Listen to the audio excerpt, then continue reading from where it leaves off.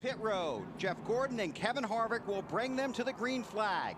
The points in the top 10 will change immediately after the first lap because of starting positions. We'll sort that out as we go along. 5 bonus points on the line. Race number 9 in the chase underway.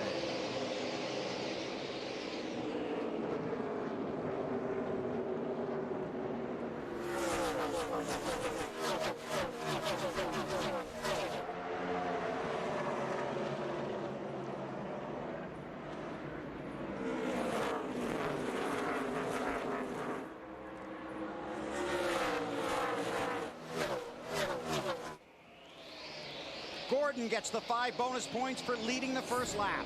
Mission accomplished. Kevin Harvick can have the lead now, but at least he got those 5 points. I don't know if he can have it or not, BP. Well, doesn't look that way, does it? Man, he got that outside line to work. Trying to get it. We saw that yesterday. If you can get your car to work really well up in 1 and 2 on the high side, it's really, really fast, especially getting down into 3. See Harvick working the apron. We saw a lot of guys working the apron, especially Kevin Harvick yesterday. These cars are a little bit trickier to get down on the apron. They get upset a little bit more than a Busch car. But there's some grip down there or you wouldn't be down there. Brian Vickers, Dale Earnhardt Jr. And the 8 car walked through the garage area this morning. The 8 car changing springs in about every location, sway bars, wholesale changes on that 8. Matt Kenseth was 17 points out. He now leads the chase, and Jimmie Johnson in the 48 car, 48 points back, but it is early. Harvick to the inside of Gordon. Yeah, but this is where that high line works. If you get off the corner, you just have more momentum going down the backstretch, and you've got a clear shot into turn 3. Harvick again. This is exactly what you expect to see at Phoenix. So we talked about, we saw it yesterday. You can run side by side here all day long. There's enough room. There's enough racetrack to do this, and it's fun for the drivers. It's fun because you can run side by side. There's a lot of places you can run side by side. It's pretty hairy because you're going so fast. You may lose the air on the car, the spoiler. Not so much here. Harvick got the 5 bonus points for leading the previous lap. Let's check in with Alan Bestwick. Bill, Jeff Gordon's crew chief Steve Letarte told me this morning they weren't exactly sure how their car handled in the final practice yesterday. Why?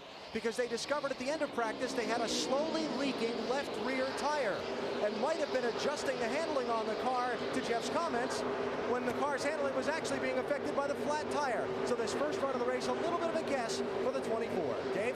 29 car to the lead now, Alan. That in front, that is where they expected to be ever since they drew the last qualifying spot for Friday's qualifying. That gave them a big advantage in terms of going out late in the day when the track was cooler, and they knew they could get a front row start, either the first or the second position. They were able to do the second position, and now they're totally up front. Bill? Thank you, Dave. Battle of the Beers. Kurt Busch trying to take the position from Earnhardt Jr. And he will. Moves into the 4th, Junior back to 5th. It seems like last couple laps, Junior's been having a hard time getting into the corners. Made all those changes, Benny, on that car. Bunch of changes this morning. And Kurt sounded really confident in the countdown to green, didn't he? He did. Gets into 1 pretty good right there. A little loose for the 2 off the corner. And you know, last week Junior had the flu at Texas. Remember how he talked about how uncomfortable he was in the car? He's running rampant in the garage here. Yeah. I know of 2 drivers in the race today that are not feeling that 100%. Update on Earnhardt from Allen. Yeah, Benny talked a minute ago about them throwing a lot of different springs and things at this 8 car this morning. I went up into their transporter 3 different times to see Tony Eury Jr. over the course of 2 hours, and they were still locked in a big session with their engineers and Steve Meal, the technical director of DEI, over computer simulations and what setup to put under this car. Tony Eury Jr. told me if we can get the car to turn in the center of the corner, we can win. If not, we're going to be a 3rd to 8th place car. As for Jimmie Johnson, started way back in traffic in that 29th spot. To see how many spots Jimmy's able to pick up in these opening moments of the race. Jimmy felt like they had a car they could get to the front with and contend for the win by the day's end, but they have to be careful early on. Remember that big jam up right on the start? Don't think that didn't cause him an anxious moment or 2. Trying to tiptoe through the field from that 29th starting spot. Kevin Harvick has stepped out on Jeff Gordon by about 0.8 of a second. Only the third chase race that Harvick has led here in 2006. Can he climb back into the race for the Cup? In the spring, this is how the race ended. Him leading. Won the Busch race and the Cup race here in the spring. And almost won yesterday. Finished second to Matt Kenseth. There's Kurt Busch. Let's get an update. Marty, that you? That is me, Bill. And BP, what did you say about people being sick this weekend? Yeah, Kurt Busch was one of them, wasn't he, Marty? He was indeed one of them. Yesterday, he had the flu. He went to bed about 3 p.m., didn't get up until this morning. He really was hurting bad yesterday. Brandon Ash is standing by to drive as a relief driver just in case Kurt can't make it all the way, but he feels much better today. They're fairly confident that he can make it all the way, and obviously they have a pretty good race car too. They moved up to 4th. Alan? I think Wally was talking about Dale Earnhardt Jr. just a second ago, and was he having trouble getting his car to turn? Did I hear that, Wally? Yes, you did. Hard to get on the gas off the corners. Front end doesn't want to grip like he'd like it to, so there's your report from the 8 pit. Yeah, it looked it right there too. If you ride with him, this is going down into turn 3. See how the car just slides and it takes forever to get on the gas? Yeah. He's waiting for that car to grip in the front before he can get back on the gas. Now, it looks to me like it's worse down here in turn 1. Because there's more banking. Right. 2 more degrees of banking in 1 and 2 than there is 3 or 4. Look him way up there. Slide, slide, slide. This is for 9th, Joe Nemechek in the 0-1. Casey Kane runs in the 10th spot in that 9 car. Nemechek started in the 5th position, so he is moving backwards a little bit. Marty, how about this 9 car? Well, BP, the weekend has not gone so well for Casey Kane. It's not because he's sick. The car just hasn't been handling very well. That's what's sick in their program. Middle of the corner off, they just have not been able to get this car to turn. You guys are talking about how critical that is. You see how he washes up the racetrack? He cannot keep it down on the bottom. He radioed to the guys, said same problem we had yesterday. We haven't made it any better. Car's extremely tight. It just will not turn. Kane looking to the inside. Well, it's going to make that's going to be a tough pass to make on the bottom if your car's not turning. You can get down there, but if you can't get the car to turn from the middle off, it's going to be hard to pass somebody on the inside like Casey Kane was trying to do on Nemechek. That's right. You hit the accelerator to come off under this guy, and all of a sudden the front end goes away. Up into the side of the car you go. You have to be so careful to not run into the other car.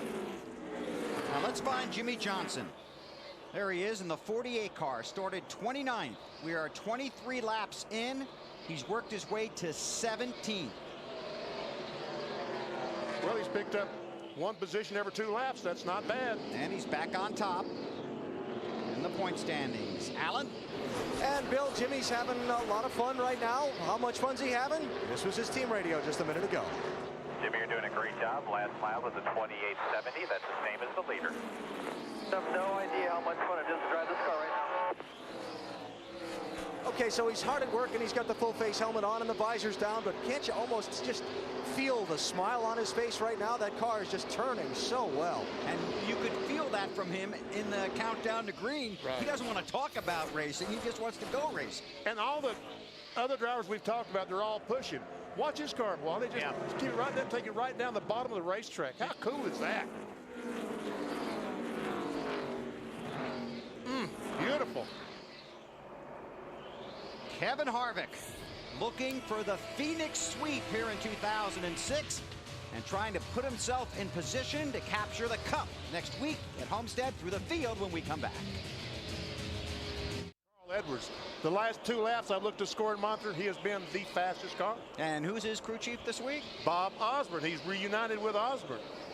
There's your race leader, Kevin Harvick. Let's take you through the field, and here's Mr. Burns. Kevin Harvick got his 5 bonus points when he took the lead from Jeff Gordon on lap 5.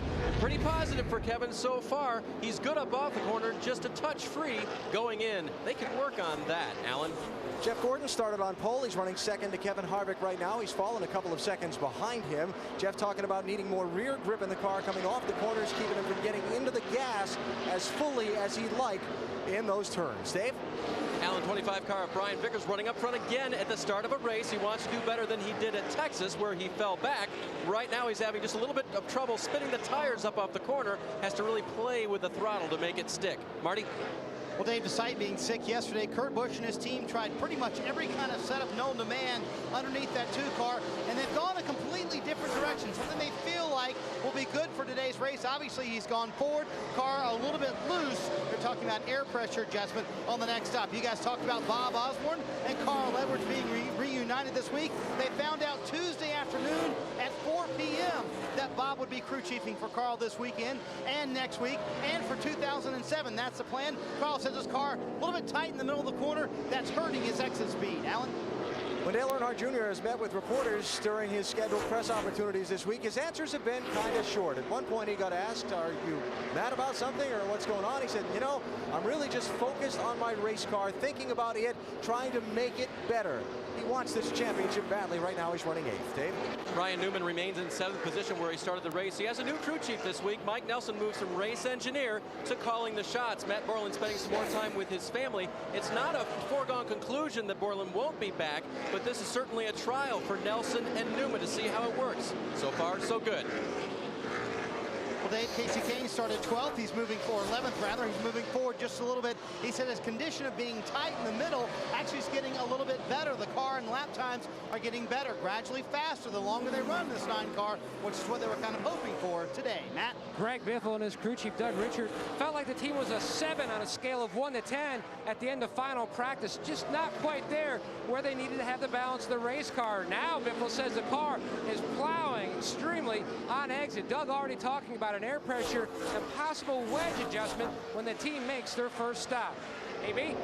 You know, a couple of weeks ago, I talked about people having the opportunity to race for the championship in the final 4 weeks. Somebody was going to go up there and knock off 3 top 5 finishes in the last 4 races. Well, Jimmie Johnson is certainly doing his part today. After the great second-place run in Texas last week, here he is already up into the top 10 from 29th starting spot. He just took 9th spot away from Greg Biffle, and we're only 38 laps into the race. Dave? Jamie McMurray started 14th. He's moved his way up to 11th. That's pretty good. Right now they have interim crew chiefs working for Jamie. He's the big unknown in the Roush crew chief shuffle. No decisions for 2007 yet for Jamie, but he's running strong right now, Alan. Joe Nemechek has slipped back a little bit. He qualified in 5th position. He's now running in the 12th spot. This team has had 2 top 10s in the last 4 weeks after really struggling most of the season. They're hoping they can stay up front and knock off another top 10 today. Dave? Matt Kenseth has fallen back 3 positions from his start. The car loose off the corner, meaning that when he wants to exit the corner, that car wants to spin the tail toward the wall. That's not a fast way to drive a race car. They will try to adjust on the first stop, Marty. Well, Dave, here in April, Kyle Busch might have had the best car, but he fell back into the field and got into a wreck. This is the same car they brought back today. And yesterday in practice, they really felt like they were about a 6th to 7th place car. So they made changes to be more like their teammate, Jimmie Johnson. So far, those changes might not have worked. He's back in 15th after having started in the 9th position. Matt? And David Gilliland was just passed by the 11 of Denny Hamlin. Now, Hamlin says that he's got too much play in his brake pedal, but that was because he spent so much time on the outside of the 42 of Casey Mears trying to let his brakes cool. And the 38 David Gilliland, not a whole lot of radio conversation, but a very stellar qualifying effort, trying to capitalize and have a solid top 20 run today. Alan? Watching Jeff Burton, who talked about this being a down week after the troubles at Texas last weekend that cost them so many points and maybe a shot at this championship. Jeff said that he's sorry they haven't been able to take full advantage of the opportunity to win the championship, but it's not over yet. He's running 18th right now. That's about right where Jeff Burton started. He started 18th. Marty? Alan, Mark Martin has not made much forward progress either. Started 21st, only in 20th, 8-2. Like we talked about earlier, tied sort of an experimental setup for today's race. Mark said the car is extremely loose coming off the corners. No rear grip. We need some big changes on this first stop. Matt? And Tony Stewart looking to keep that momentum run alive. Now he has one here in the past. Different race car than the last 2 weeks, but hoping for the same result. Smoke says the car is too tight, dead center to exit. He qualified 23rd. Right now he's running in the 16th position, trying to chase down that 17. Bill? Thanks, guys. Clint Bowyer runs in the 19th position. Those are the top 20 cars. There are 38 cars currently scored on the lead lap, but Kevin Harvick is already picking them off. A lot of strong running cars here at Phoenix early in this race. Harvick out front of Jeff Gordon, Brian Vickers and company. By Napa Auto Parts. Get the good stuff. Kevin Harvick continues to lead by almost, well, a little over 2.5 seconds over Jeff Gordon. Harvick only led 10 laps here when he won in the spring. He's already led 47 today. He's got that 48 car coming, though. I mean, that car, like BP pointed out, is as good as Harvick's, if not better, down on the bottom of the racetrack. And he is getting through 3 and 4, BP. I mean, he's on the white line in 3 and 4. If you can get a race car to go through 3 and 4 and grip on that white line, you're going to pass a lot of cars. You heard him say a little bit ago, boys, I can't tell you how much fun this is driving this race car today. Let's get an update from Alan. And just a further transmission from Jimmy just a couple minutes ago. He actually would like a little bit of help in turns 1 and 2 with the handling of that car, but he said turns 3 and 4, they're beautiful. But you know what, AB? That's the thing. That's the beauty about this racetrack is you're going to get one end or the other. You're not going to get them both. And I think he's got the car working at 3 and 4 so good that he's going to have to compromise a little bit 1 and 2. If you make the car better 1 and 2, it's going to hurt you in 3 and 4. And I think 3 and 4 is more important corner here at Phoenix. Because that gets you set up. Well, get you to the start-finish line where that checkered flag is. Exactly right. But you carry so much speed through 3 and 4, and everybody else is going to be pushing at 3 and 4. They're going to be sliding high. That's where you pass cars. It's harder to pass cars in turns 1 and 2. There's Brian Vickers. He runs in the 3rd spot. Dave, what's going on with the Vic? Yeah, Jimmy's teammate. Now, he's not having as much fun. In fact, something's kind of bugging him, even though he's running 3rd. Listen.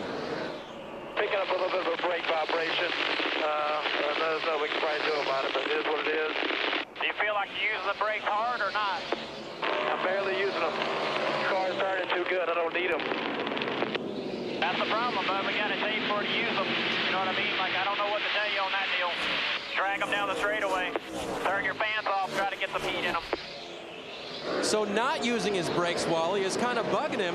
He's not really saying, though, that his brakes are bad, so it sounds like maybe it's just an annoyance more than anything else. Yeah, sometimes, Dave, you got to get the heat in the rotors and the pads for them to fit properly to each other. And what he's saying is because the car is working so good, he's not using a lot of brake. So everything is cold when he gets on the brakes really hard right there in turn 1. So the crew chief's saying, put some heat in them. Well, I'll tell you one thing. I bet there's only 5 cars in this field that can say they're not using the brakes. Right, yeah. Because this is one place that you use some brakes. As a matter of fact, we'll go inside the Home Depot garage and show you how these guys try to keep the brakes cool enough that they'll last this 312 laps. First of all, you see when you apply the brakes, the calipers send the pads out into the rotor, slow the car down. But it gets so hot that you have. Well, I tell you, finally got by Robbie Gordon. Robbie Gordon was giving Harvick fits there. Yeah, he was trying his best to stay on the lead lap because now he's a mile behind. And here we go. And that helped the 48 gain some ground on Kevin Harvick. And you know what? Business is going to pick up because these guys now are not that far behind the 24 and the time that the 29 spent with the 7 car. Right. Look, I mean, we're all right together. Right. That cost Harvick about 3 seconds to these guys because he really was racing Robbie hard. And he was about a half a second lap slower than guys like Gordon and Johnson. And they closed the gap. That's 29th to 3rd for Jimmy Johnson. Matt. Bill, BP talked to the 16 Greg Biffle on the radio right before the start, and he said they were looking for a good day. Well, that good day has taken a turn for the worse. Biffle was complaining about vibrations from his right front, didn't think it could last very much longer. They finally pitted. He was down to the cords near the inside shoulder of that right front. Significant adjustments, wedge, air pressure. He says the car we just missed it setup-wise, and so they did pit back on lap 64. Started 6th today. Look at Jeff squeezing Robbie, and all that is Jeff is aggravated with Robbie Gordon right there. He went into 3, and there's a bunch of guys aggravated right now with Robbie Gordon. So you can see Jeff goes way up high in a 3, although Robbie Gordon was to the right of him. And that was just a message being sent that, hey guys, get out of the way, we're trying to win a race. But you see, if Biffle in the 16, he's now 2 laps down because of that tire change. Hey, he passes the leader, gets back in 1 lap, now it's racing again. And a caution for debris. But I don't think Robbie Gordon is going to be the lucky dog. Although he raced Harvick hard, trying to stay on that lead lap, he did not want to go a lap down. But I think Tony Raines just got passed by Harvick, and he'll wind up being the lucky dog. First caution in the Checker Auto Parts 500. Harvick, Gordon, Johnson, Edwards, and Vickers, the top 5. Then it's Casey Kane, Jamie McMurray, Kurt Busch, Denny Hamlin, and Kyle Busch. I hope that wasn't the piece of debris. That's the debris? I hope not.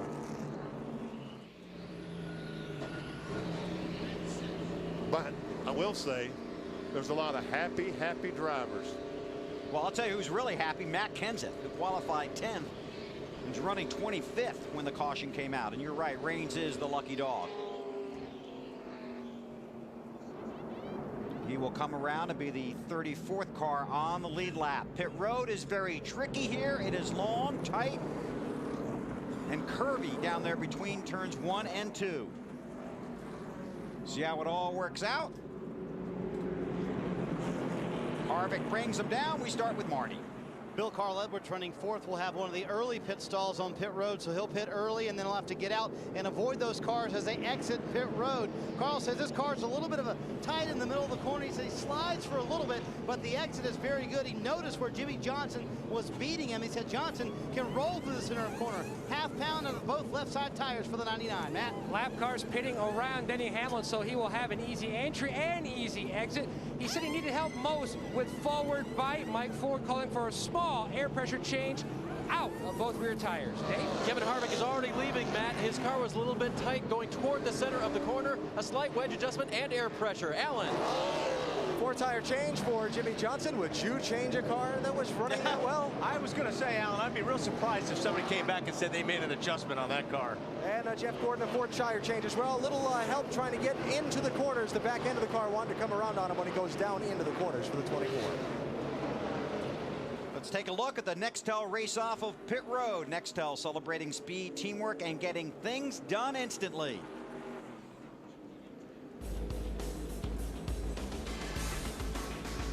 Kevin Harvick trying to sweep at Phoenix under caution.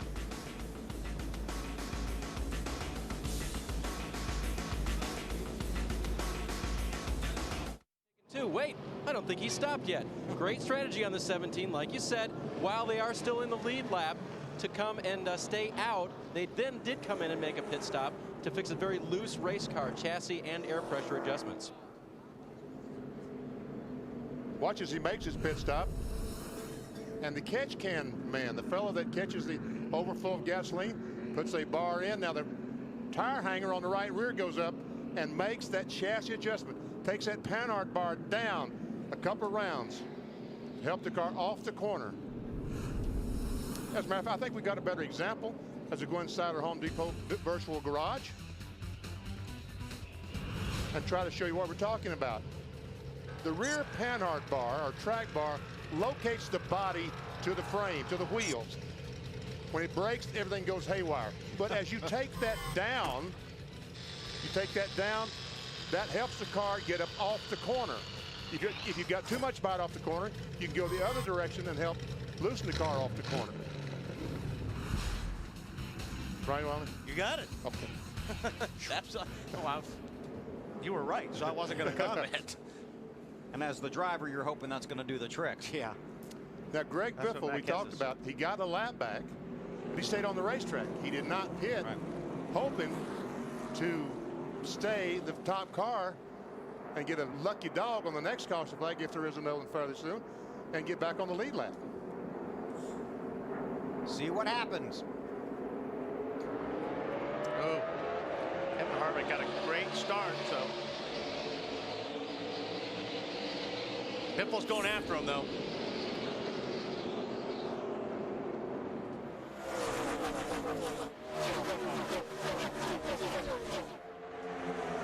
Look at this. Yeah, I figured he was going to try to get that lap back because he kind of got snookered on the start, that restart there a little bit. Whoa, loose to 16. Biffle sideways getting off a 4. Gordon trying to pull up right on the bumper of Harvick. I don't think Biffle's going to be able to stay there long. We'll see. He's probably got 2 or 3 more laps on his tires, maybe even 5 than these other competitors. But if you get Jeff Gordon and the 29 racing back and forth, Harvick and Gordon racing, maybe he'll be able to do something with that lead he has. Call that Greg Biffle. Down the front stretch. That race kind of fizzled away quickly, didn't it? Yeah, Carl Edwards in third, looking for second. And Carl Edwards' car seemed like when the green flag dropped earlier, his car is really good at the start. For the first, 15, 20 laps, his car was very, very fast. This is for second.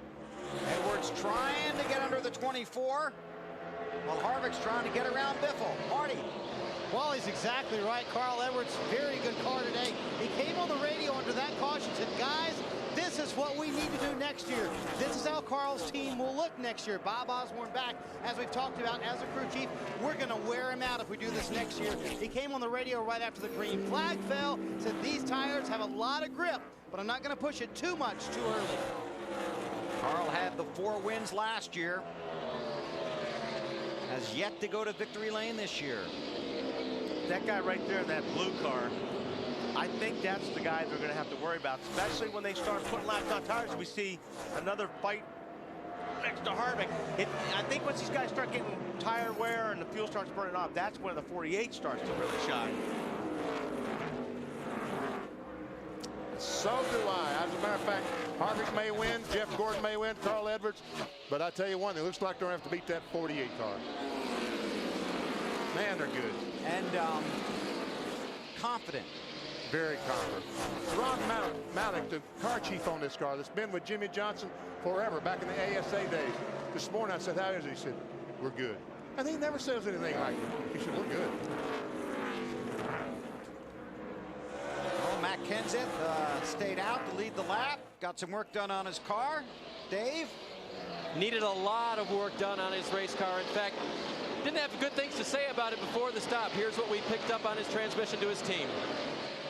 I don't know what to do with it. I mean, it's just, they're so far off. I don't even know really where to start, but it's, pretty much like all weekend. The front don't work, but we just got the car too loose because the front end don't work. It's a little loose getting in. The middle don't turn at all, but the problem is it burns the rear off in 25 laps, and then I just can't do anything. I'm just so loose. And you have to know Matt's attitude coming into this week. He said to the media this week, it's disappointing that someone will have to have trouble for us to win it because we've been in championship form all year except for the last couple of months. And the only reason we're here is because we haven't broken parts and we haven't crashed. To win the championship would be a stretch the way we're running right now, and they continue to run that way today. You're all over it, Dave, because I was stunned when I talked to him up in Wisconsin that he said the 48 bunch, it's theirs to lose, that he wasn't sure they'd be able to make a run in the final 2 races. So they got to do, what do they got to do, that 17 bunch with their mud pie? Yeah, they had turned it into apple pie, but boy, they've been trying. I mean, you saw how good the Busch car was yesterday. Yeah. And it was really, really good, but his car just doesn't have any grip in it right now. They've been struggling all week. Normally, BP, you don't find magic during a race. No. If that car unloads bad, most of the time it's going to stay bad the rest of the week. These races are won at the garages back in North Carolina. Edwards and Gordon battling for second. They're about a second and a half behind Kevin Harvick. Boy, and Harvick just leaving them. And Edwards falls in behind Gordon. Jeff got married this week, trying to go to victory lane on his honeymoon. Gonna have to catch that Kevin Harvick machine though first. Of his car, talked about where he needs some help on the next pit stop. They'll look to make that adjustment right now. Getting off of turn number 2 is a spot of concern for Jeff Gordon. Marty? Alan, a little while ago, Casey Kane came on the radio and said something you don't hear drivers say very often. Told the crew, I had no idea this car would be this good today. Yesterday in practice, they could not get it to work, but Casey has found a line that works for him. Here's the shocker. It's the high line, and they've made it work. He's up in the top 5. Dave? Jamie McMurray was asked this week, hey, Jamie, can you pinpoint what you need in a crew chief? And he said, yeah, I wish. Maybe what he needs is a combination of Chad Norris and Wally Brown, who are working on the car today. Those guys have that car running well, and just a slight air pressure adjustment to keep up with the track on the last stop, Matt. And he's going to have the 11 of Denny Hamlin on his bumper shortly. Now, Hamlin's spotter, Curtis Markham, and his crew chief, Mike Ford, have both cautioned him to let off a little early to try to help him through the center and on exit. Hasn't said much about the weak brake pedal. He's just trying to change up his line. His team gained him a spot on pit road, and he's gained one on the racetrack. Matt, the 25 car of Brian Vickers right now lost a few positions on that pit stop in that sequence. They had an air pressure adjustment to fix a car that was too loose off the corner, but a tire got away from the crew. Crew chief Lance McGrew immediately called the team behind the pit box, got them together, said, get your heads back in the game. Very unhappy, and they're hoping the next stop they can pick up positions for Brian Allen. Dale Earnhardt Jr. trying to take the 8th spot away from Brian Vickers there in the 25 car, and does. Just before the last pit stop, he talked about the fact that his car, he felt, had something seriously wrong with it. They made some adjustments. He just called in on the radio 2 laps ago and said, that's in the right direction, but I need more of it. Marty? Back there in that 2 car is Kurt Busch coming back up through the field. On their last stop, they hung a lug nut on the right rear tire. He lost several spots on pit road, but the car's actually reacting very well. He told the guys, listen, we need to get that fixed on pit road. We cannot afford to have those problems today. Mark Martin in the 6 car, very good at the end of a run. Mark very loose at the beginning of a run, but the longer they go, the better that 6 car gets. Check out their season, a synopsis of it. In the first 30 races this year, they only had 4 finishes out of the top 20. In the last 4 races, they finished 22nd or worse. Alan?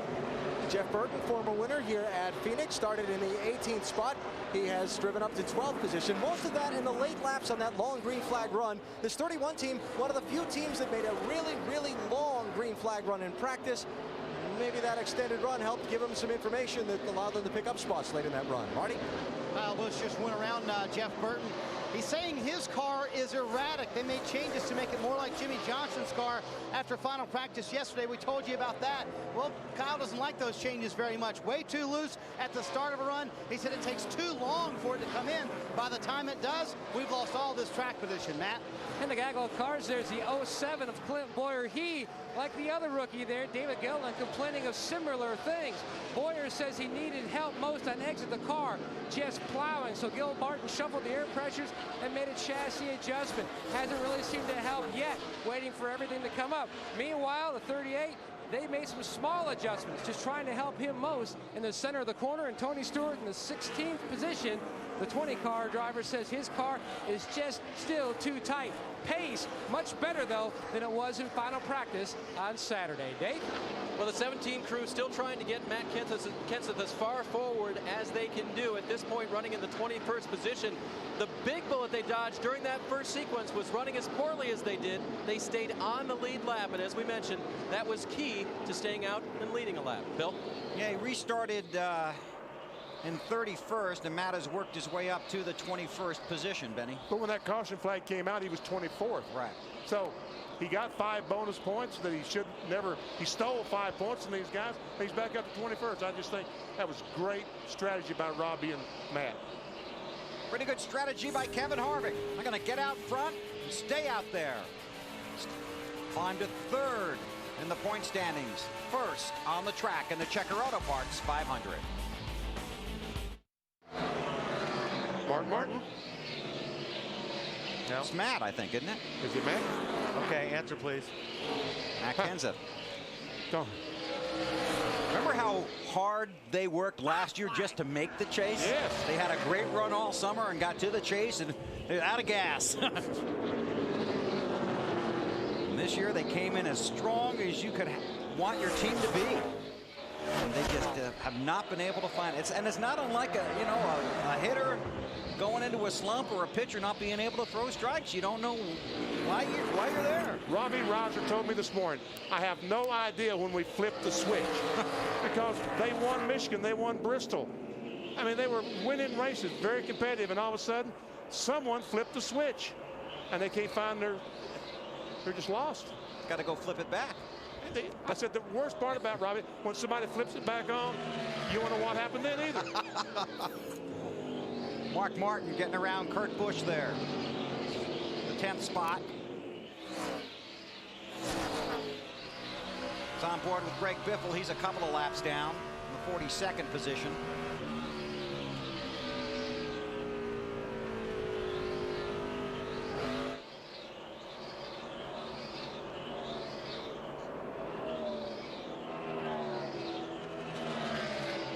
Probably the hardest driving guy out there today is in that 7 car. He's got his hands full. There's been a few guys that have had their hands full with him. Full of contact there from Dale Earnhardt Jr. I think that dent we see in the left rear came from the leader, Kevin Harvick. The latest incident was with Jeff Burton, wasn't it? Yeah, I think Jeff Burton was taking a shot but missed, actually. Alan? You know, when you're out there in the race car in the heat of competition and things happen like that, it's easy for a driver to lose his temper. Right, Wally? Yes, Alan. But the old eye in the sky, Richard Childress, came on the radio to Jeff Burton and said to Jeff, don't let him mess up nothing. In other words, keep those fenders clean. You're going to need them to handle well for this race, right? Yeah, that's right. And that's a good man to be in your ear in a situation like that as your boss. So today the label, the 7, can be a tough car to pass, Fitz, huh? And this is what the drivers are seeing going down in turn 1, and it's only going to get worse as the sun sets to the west. Well, you see all this tape, some of our high shots when you're looking in the windshield, you'll see these windshields taped up, especially on the top, and that's just kind of like a visor. That's a poor man's visor, I guess, for a race car, is that helps with the glare going down into turn 1. All the chasers now run in the top 20. Harvick is the race leader. Matt Kenseth is 20th. There's Kevin, 2.5 in front of Carl Edwards. Then it's Jimmy Johnson, Kasey Kahne, and Denny Hamlin. Just one caution so far here at Phoenix. But they know that as soon as the 48 gets up there, then we'll see who's king of this mountain, Alan. Well, Jimmy Johnson just moved up to 2nd place now, next in line behind leader Kevin Harvick. They did actually make an adjustment on that first pit stop, a little air pressure adjustment on the right side tires. Jimmy asked them to take that back out on the next pit stop, although he has moved up to 2nd and appears to be running lap times very competitive with the leader. Marty? Alan, Carl Edwards said he wasn't doing much good trying to catch that 29 car, so he kind of let Jimmy Johnson go, hoping that maybe together they could go catch Jimmy Johnson. Wally and those guys were talking about the sun earlier. You look on Carl's windshield, he has tape almost halfway down the entire left side of that windshield, trying to block the sun, doing everything he can so that will not be a factor that hurts him later in the race. See all that tape? All the white stuff is tape in the windshield. Carl can peel that off if he wants to, or use as much of it as he would like as he heads into the sun. Rookie Denny Hamlin recently moved into the 4th position. He's almost 6 seconds back of leader Kevin Harvick. And Mike Ford just asked him moments ago, what can I do to help you? We are halfway through this run. He said, basically, I need more of the same. And basically more of the same, he needs more help on exit, more forward bite. He just can't get in the gas like he really needs to. But he is really moving his way slowly toward the front. He has been fun to watch. What a terrific year this young man has had. You know, and Denny Hamlin has not forgotten his roots. No. 2 weeks from now, he's going to Kinley, North Carolina to run in a big late model race in his own car. Did I interrupt something? No, I'm just, yeah. No, that's exactly, you know, that's exactly the kind of guy he is. You saw him Marty's piece in the Countdown to Green. You know, it's his family. They put everything on the line for him, and now it's all paying off. There you see that glare starting to get really bad as he dived down into 1. Actually, when they put those grandstands over there in 1, that helped a lot. 1 and 2. Yeah, when I came here in 1988, those stands were not there. Yep. Man, it was awful. Remember, we came here a couple years while they were building them, and you're just, boy, I can't wait till that gets done so the guys can see. Watch as Junior comes off 4 and starts down into that sun.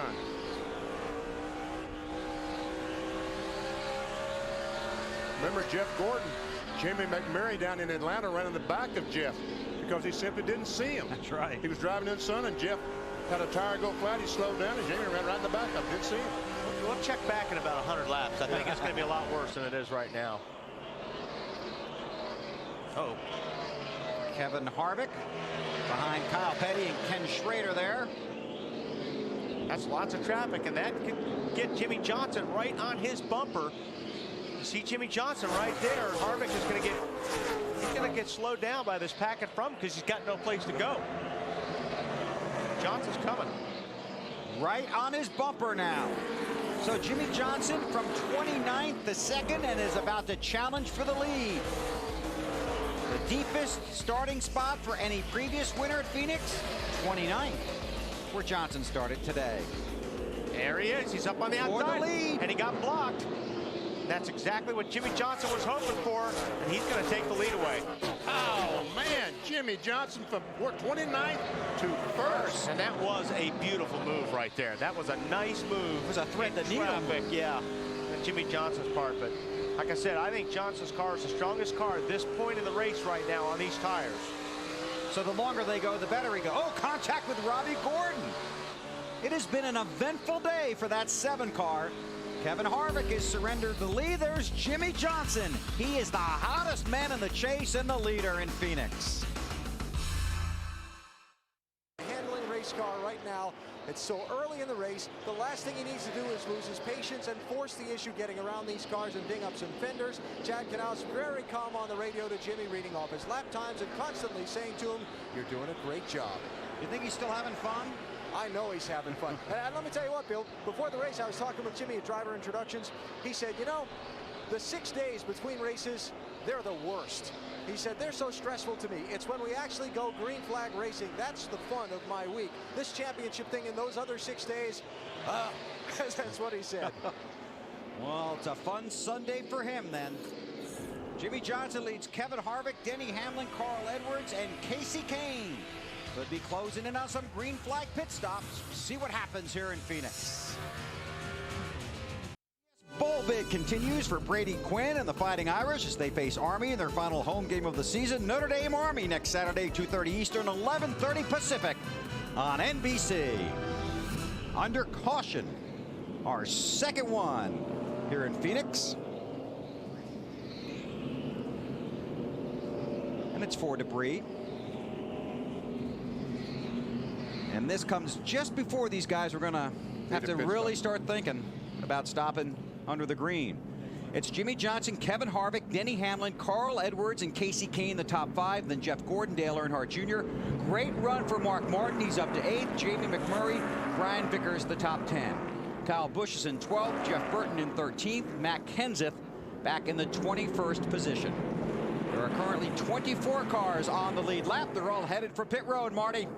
Yeah, Bill, you talked about it. Carl Edwards was about 12 laps from making his pit stop. He is both tight and loose to fix the tight, half pound on both left side tires, to also a half pound of the right rear tire to fix the loose, half round of the right rear. Matt, rookie Denny Hamlin comparing his car to both Harvick and Johnson, says at the short run they are even, but his car begins to pick it up on the longer run. Needs more help with forward bite, going down again, air pressure, both rear tires, slight track bar adjustment, Dave. Much better for Kevin Harvick that time. They went the same direction, slight wedge, air pressure adjustment, leaving Allen. Fourth tire change for Jimmie Johnson, just a slight air pressure adjustment on that stop. Said his car got a little edgy toward the end of the run. Does he get off pit road first? Here is the Nextel race off of pit road, and it is Jimmie Johnson and Kevin Harvick. Gordon picks up a couple of spots. Edwards and Kahne each lose a spot. Nextel celebrating speed, teamwork, and getting things done instantly. Crew cam. Yes, Jack Matt, the 16 car. Dennis Killian out of St. Louis, Missouri. Down goes the right side, around to the left. Oh, very close to the pit wall. But they get 4 tires on it. Greg's out of there. Restart. We're at halfway in the Checker Auto Parts 500. Jimmie Johnson, the race leader.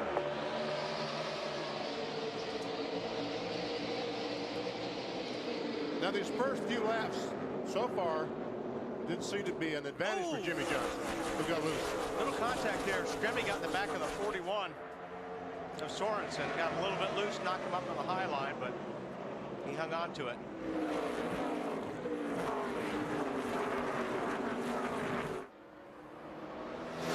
Boy, it's good to be out front. Yes.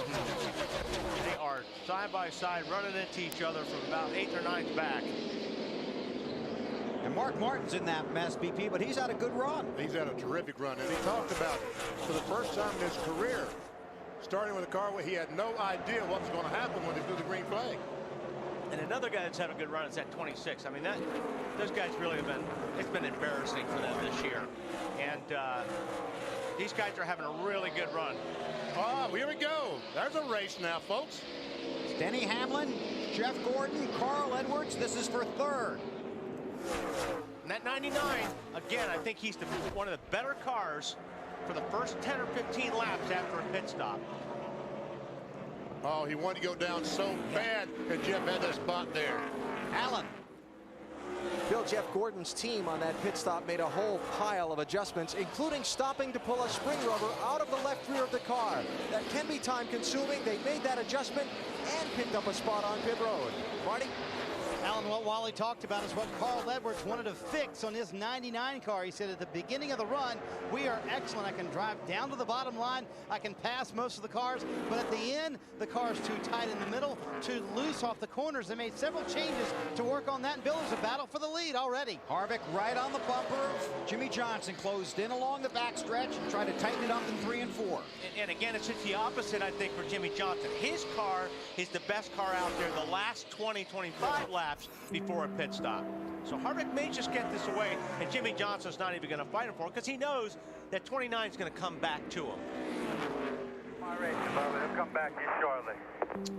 Boy, oh boy. Boy, oh boy. 3 times I've been right today. But who's we need a graphic for that. Dave. But that's just what the 48 team believes, right? It hasn't happened yet. What's that? That's just what the 48 team believes, that the 29 will come back, correct? Rod, you know something we don't? Well, we'll have to see. Kevin Harvick's car was much better on that last run, and one other thing that they noted, they had a little tire wear on the right front during the first run that was less on the last run. That, to me, would cause you to drive a little more aggressively, Wally, wouldn't it? Yeah, I suppose. Yeah, you could. But, you know, these guys, like Dave said, everybody's making adjustments now. They're all trying to get their cars better. I think the 48's probably made the least amount of adjustments because their car's so good. You're so afraid to make an adjustment on a car when it's that good. Exactly. But then you got to make sure you keep up with the track, too. Right. Matt. Bill, Denny Hamlin just trying to survive this attempt by the 99 of Edwards to make the pass for third. Remember, I told you right before the pit stop, Hamlin said his car pretty equal with the other competitors at the beginning to the middle of the run. But once they get from that middle stage on, much like the 48 of Johnson, his car really takes off, and that's when it's the most potent. So he's just trying to survive right now till the car comes in. Boy, oh boy, if Denny Hamlin can close in that chase when we go to Homestead next week. Man, wow. I tell you what, all year long I said, well, this is where he'll stumble. This is where he'll stumble. I kept saying that at Watkins Glen, Bristol. Guess what, folks? He ain't stumbled yet. Pocono. Pocono, yeah. He really had a tough time there. He spun out. Yeah. Man, oh But man. he came back to win. Yep. Both of them. Remarkable season for Denny Hamlin. Kevin Harvick out front. Jimmy Johnson runs second in Phoenix. I can already feel it turning better in this run. Progress, he's up to 6th. Jeff Gordon slipped back a couple of spots after the adjustments they made on the last pit stop. He came off pit road in 4th. He's back to 7th. His crew chief, Steve Letarte, just a minute ago told me their car is good, but not great like those first couple. Dave? I talked to Wally and Chad about their driver, Jamie McMurray, and his race car loose off the corners during the last run. So they stuck one of those wrenches through the back window, made a chassis adjustment, a wedge adjustment, and sent Jamie on his way, trying to make that car better. Lance McGrew, the crew chief for the 25 car, told me that during that last run, they had hurt the center of the corner for Brian Vickers. It got tight, so they went back a little bit on their track power and air pressure adjustment, hoped to get the turn in the middle back where it was. Matty? NE07 Clint Boyer, another rookie, having a very solid run today. Now his crew chief, Gil Martin, has been stressing to Clint his braking points, telling him when to get out of the gas earlier, but also stressing to save his car. He was losing the nose each run about middle of the way through. The car would just get so tight. They've made some adjustments. Seems to have helped. Marty?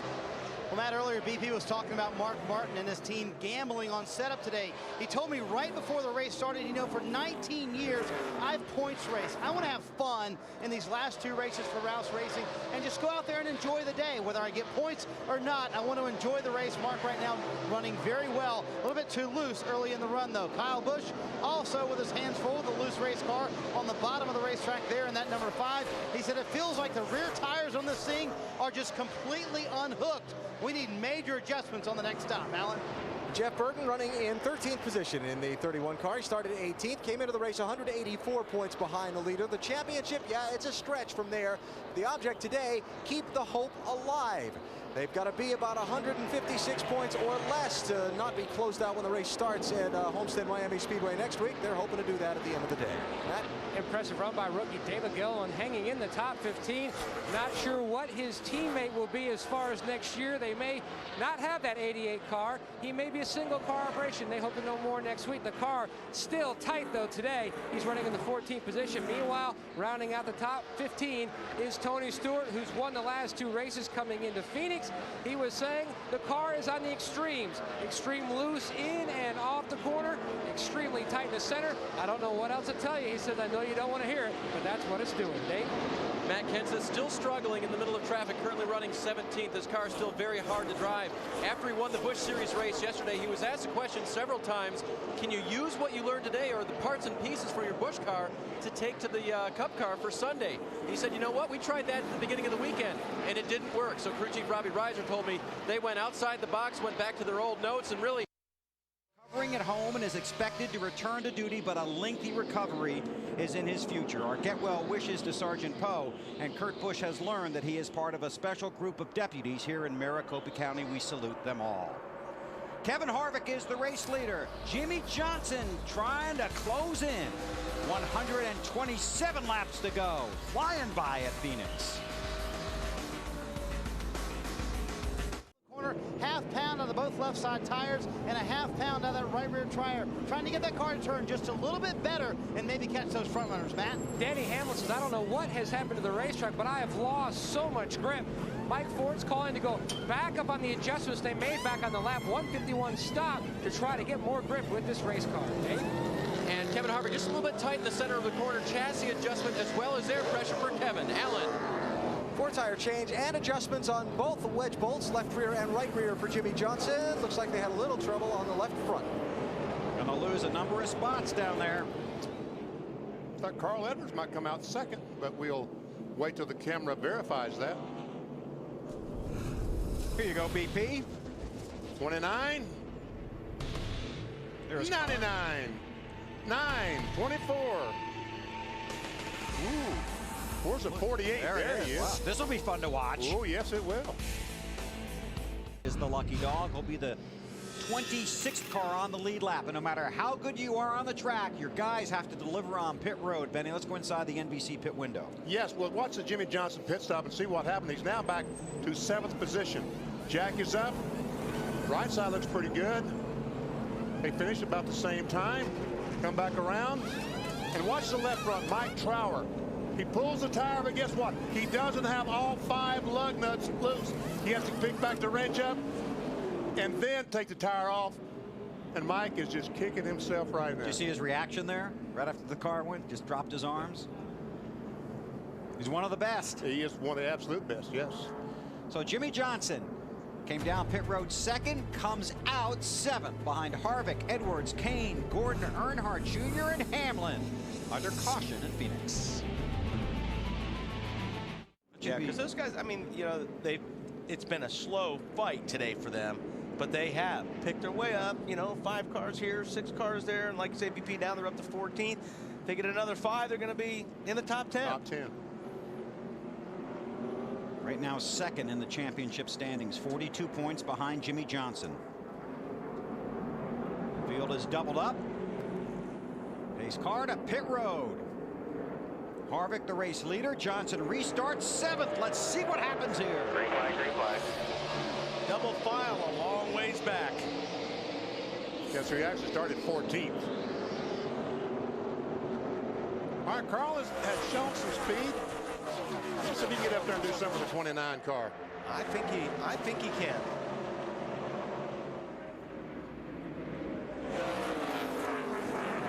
And he knows now's the time to do it. His car's really good at the start. And Kasey Kahne, that third place car, that red number 9, he's been pretty sporty as well. And Jimmie Johnson's kind of blocked in the back there behind all that traffic. There he is right there. Similar to how we started the race. Yeah. Only at the beginning of the race, he was a lot further back. Johnson in the 48, Hamlin the 11.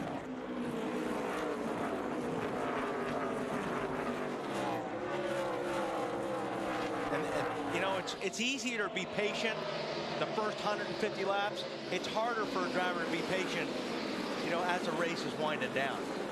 I was thinking about that, Wally, and we're going to see more bumping and more getting closer and closer because, I mean, after all, the checkered flag is going to be in the air in a little over 100 laps. Yeah. So what do you say, the first 2/3 of the race, it's all give. The last third of the race, it becomes all take. Okay. Greg Biffle washing up the track. Been a tough day for him in that 16 car. Here's Johnson slowly moving his way forward. He has gotten by the 11 car. Moved into the 7th position. Matt, what's up with 11?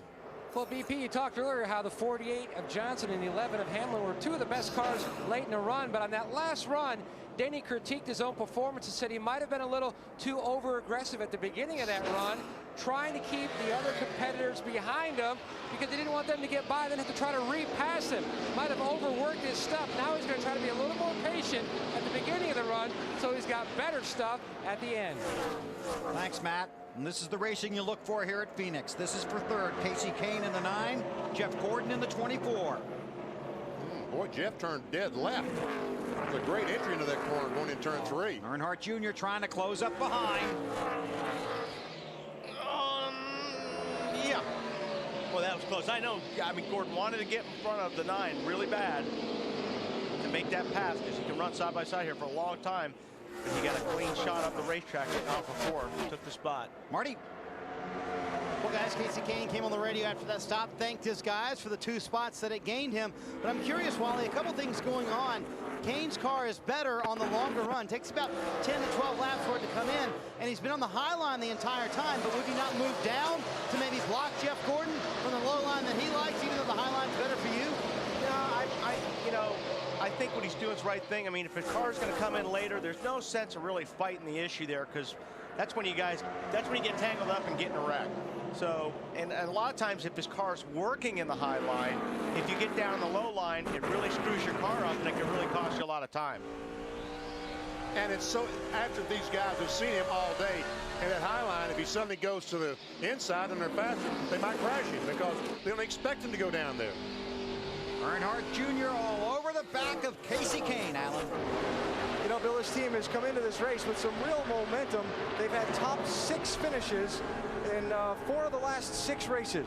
Really done well these last few weeks. Junior says performing like a team with championship potential.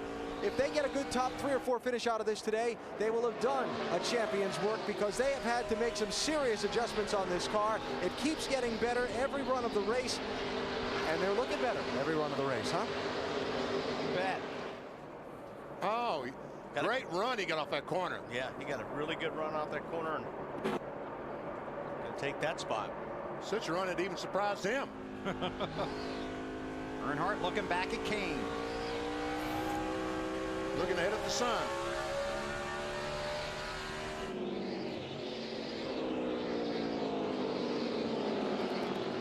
Kahne washes up the track a little bit. Oh, a little bit too high. Got in the dirt and the marbles up there.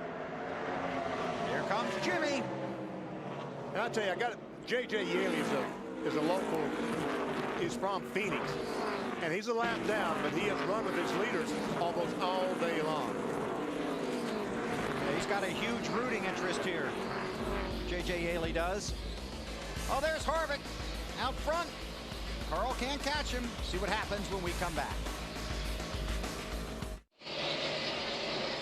Kevin Harvick, the race leader here in Phoenix. 211 laps are complete, and he has led 179 of them, clinching the 5 bonus points, the extra bonus points for leading the most laps. And Harvick has put himself in position Third right now in points as they run on the racetrack, but a number of chasers running inside the top 11. Chase started in New Hampshire. Little early muscle there, Benny. I'll tell you, that was impressive. Harvick went to victory lane, but then next week at Dover, had all kinds of trouble. Got through the mess at Talladega. 4 top 10s, 1 win, but 15th or worse in 4 of the first 8 chase races. But man, oh man, he won here in the spring, and he has just been very impressive again this afternoon. As I said earlier in the race, it's like he forgot that wave the checkered flag. Dave, looks like you might have been on to something there earlier in the race, my friend. Well, Bill, I hope so. But would you say, based on everything you just said, that Kevin Harvick is hot at Phoenix? Yes. All right, there's another reason. He had to turn off his air conditioner. And he had to turn off some other things. Wally, why do you turn things off in your race car in the middle of the race? Battery's going dead, Dave. They are having some voltage issues. Kevin radioed in how the battery was charging right before the restart. Richard Childress helped him out by saying, here's the volts that your teammates are running, and they were the same. So for now, no problem. But Kevin doesn't have the air conditioner running, which is a problem, and they're keeping a close eye on him. Well, some late breaking news. yeah. About 100 laps to go. I'm going to say inside 100 to go. Yeah. And used to, they didn't have air conditioners, and these guys toughed it out. So, Could you tell us about those days, BP? can I ever? Hottest you ever been in a race car? Probably Riverside, California. Really? The road course? Yeah, road course in June. How'd you do? It was hot. Did I tell you? I was really. I made a pit stop. Quick story. I made a pit stop. Give me something to drink because my water bottle had fallen over. I had no water in the car. They handed me a Coke that had been sitting outside in the pit area. These guys like you? I took one sip of it and just threw it out the window. It was 110, 15 degrees. So, man, what a day. Harvick keeps running like this. He won't be feeling the heat at all. The thing about it is, you look at when you looked in that shot of Harvick and inside the car, you know, there's full face helmets now. He actually wears a helmet skirt. It's a deal that goes around the helmet and drops down over your neck, so you're not getting any air in that helmet except for the hose that's blowing air in from, you know, either your cool box or a hose outside. He's chasing Jimmy Johnson in the points. Update on the 48 from Allen. Yeah, just tracking his progress. Remember, he fell back to 7th on the pit stop a minute ago, Bill. He's picked up 2 spots since then. He's to 5th and beginning to work on Dale Earnhardt Jr. for 4th. Jimmy called in a couple laps ago and reported on the handling of his car right there where he is. Turns 3, well, right there where he is now. Turns 3 and 4 is where he needs to help the most at this point. Turns 1 and 2 is in shadow right now, so that may be affecting the handling of all these cars a little bit. Didn't look like he needed help there. Shot by Earnhardt. And he's been the fastest car the last 2 or 3 laps, so. Imagine that. On board with Earnhardt, looking forward at Johnson. They all look forward at Kevin Harvick. Carl Edwards is about a second back. Man, only 93 to go here in Phoenix. Just come out here at Phoenix. Robbie Gordon involved. Let's go back and take a look.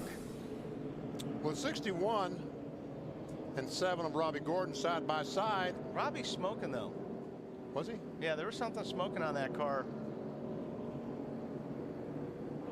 As he came off the corner? Yeah. 61. See the Chad, smoke on Yeah, I there? did see yeah, that. right. Yeah. Chad Chaffin.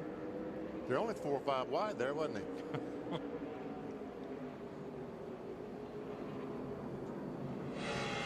See what Kenny Schrader sees. Not much with that sun in his eyes. Chad was a long way up there to hit the 7 car, though, wasn't Yeah. I'm sure there's more to that story. Yeah. And Robbie Gordon has made it to his pit stall. He moved over. He thought I hit him, but he moved over and pitched me up against the wall. So. Yeah. Robbie's thinking it's a payback for something down the road. 86 to go. You stop here, you can make it to the end. Unless we go green, white checkers or something wacky like that happens. Yeah.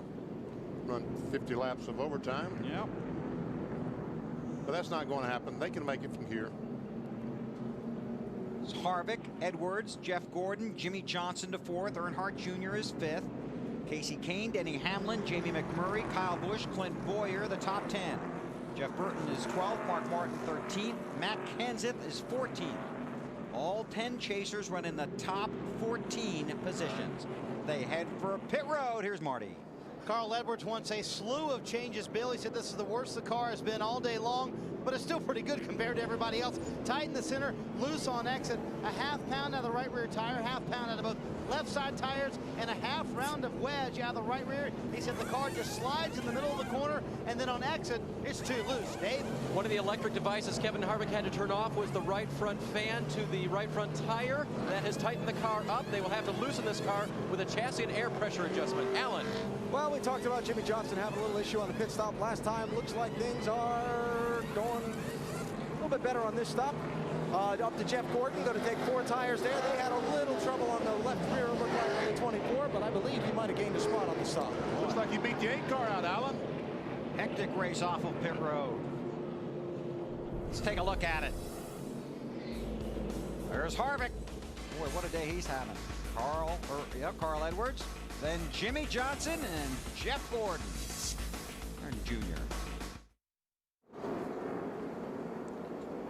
Pace car to pit road. 82 laps to go as the green flag goes back in the air at Phoenix. Kevin Harvick, the race leader. Then Carl Edwards, Jimmy Johnson up to 3rd, Jeff Gordon 4th, Earnhardt Jr. 5th.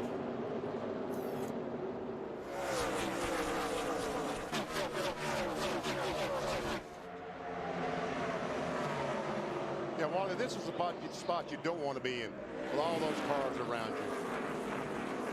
Yeah, this is when we start seeing more of the taking going on. 27 cars on the lead lap.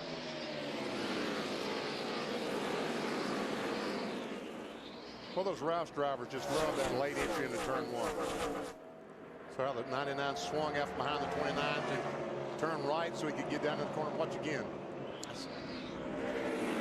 Tell you what, you get that car working, it's a thing of beauty. Yeah. Whoa! Oh, but you catch too much apron. What were you saying? When you catch too much apron, it's not such a good thing. That enables Harvick to get a little bit away from Edwards. That 29 car has been fabulous on the track, and he's gotten good pit stops all day. The over-the-wall guys that represent Richard Childress Racing for the 29 car of Kevin Harvick.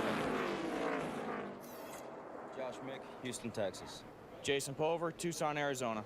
Nick Terry, Greensboro, North Carolina. Matt Kruger, Zanesville, Ohio. Clint Pittman, Lexington, North Carolina. Brian Engelhart, Greenfield Center, New York. Scott Nassett, Bloomer, Wisconsin. Corinne Malden, Birdsboro, Pennsylvania. Under the direction of crew chief Todd Berrier. How about Jason Pulver from Tucson, just down the road? And you know, he was in the Nextel All-Star, the Pit Crew Challenge they had in Charlotte in May. He was named the #1 tire changer. And getting it done today. Yes, he is. Hamlin, Kahne. This is for 6th. 2 chase drivers. 3 wide behind these guys. Yeah, they're stacked up in the middle there.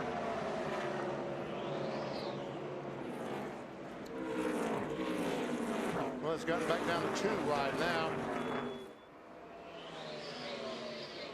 This is where it gets interesting, right back here. And you got some guys that are on the lead lap, some guys that are lapping more down, and you only have so much racetrack. Yeah, some guys trying to stay in the chase. Yep.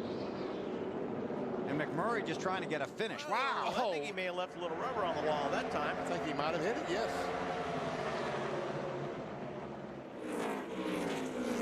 But it is good to see for Jamie McMurray to have such a great run today. What happened? Somebody hit somebody? It looked like the 07 of Bowyer got into Tony Raines there.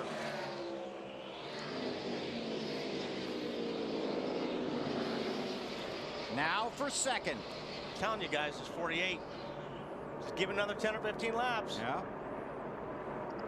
AB. By the way, just we talked about the pit crew and the tough stop they had and the bounce back. Yes. Did gain him a spot on pit road. Very solid stop. So there you go. Marty. And yes, guys, and Carl Edwards is telling his crew on the radio the car is just not what it was earlier in the race. Remember, early in the run, that's where Carl was very fast. He's tried to get around the 29 on each of the last 2 restarts. He said, guys, we need to work on this right rear tire, focus on that. I think that's where our problems are. We get that fixed, we might be okay and get the car back where it was earlier. You can see him sliding already, VP, and you can see where that 48 is, down on that yellow line.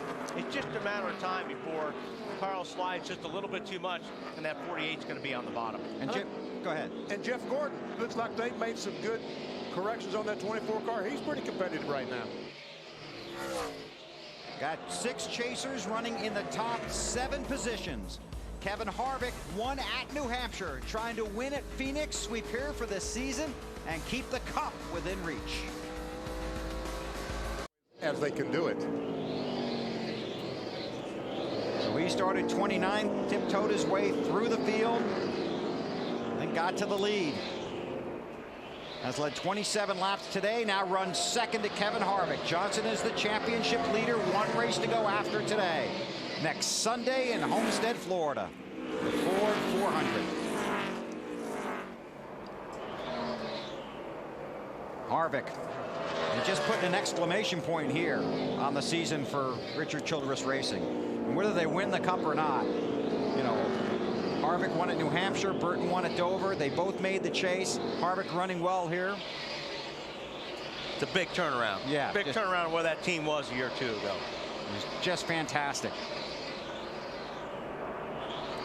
Let's do a quick top 10 through the field here. Dave? They're happy to be in it, happy to be leading, and happy that they're getting at least a partial charge on their battery. That's how Kevin described it. Thinks that something's still off. A little under 12 volts currently on the battery. Alan? This is called racing your way to a championship. A top 2 finish the last 4 weeks straight for Jimmie Johnson. Just moved back into 2nd place. Top 2 again at Phoenix today would be awfully, awfully big for this team. Marty? Alan, Phoenix has always been special to Carl Edwards. He ran his first ever pavement race here. That was only a handful of years ago. Now here he is in the Nextel Cup Series, running 3rd with a car that's not so special right now. The handling going away, too tight into the corner, too loose off. Alan? Well, it's been a big week for Jeff Gordon so far. Got married down in Mexico earlier this week. Has a good, solid car today. The only problem for Jeff is he just can't do anything with those few guys in front of him. He's been kind of hung where he is now for a long time. Dale Earnhardt Jr. has continued to find his car getting better as the race goes on.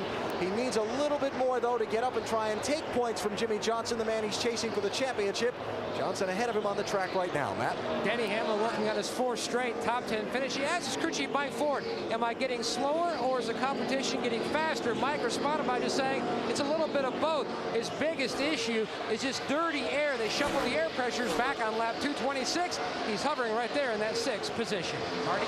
Well, Matt, Kasey Kahne is dealing with a race car that's kind of going away as well. Late in the race, car getting a little too tight for Kahne. He said it's not like it was earlier in the race. And Bill, I believe there's a caution on the track. The caution flag is out. Well, the 55 car, wasn't that 55 only on the 8?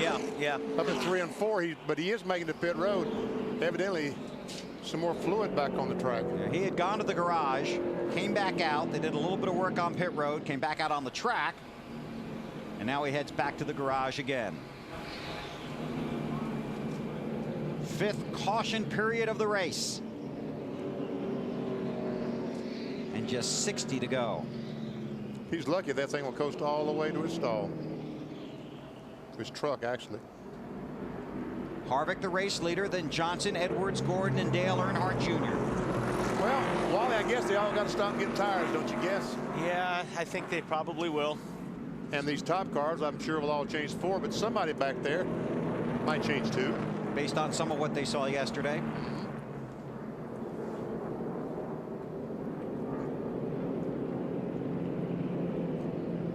Pit road remains closed while the pace car gathers the entire field.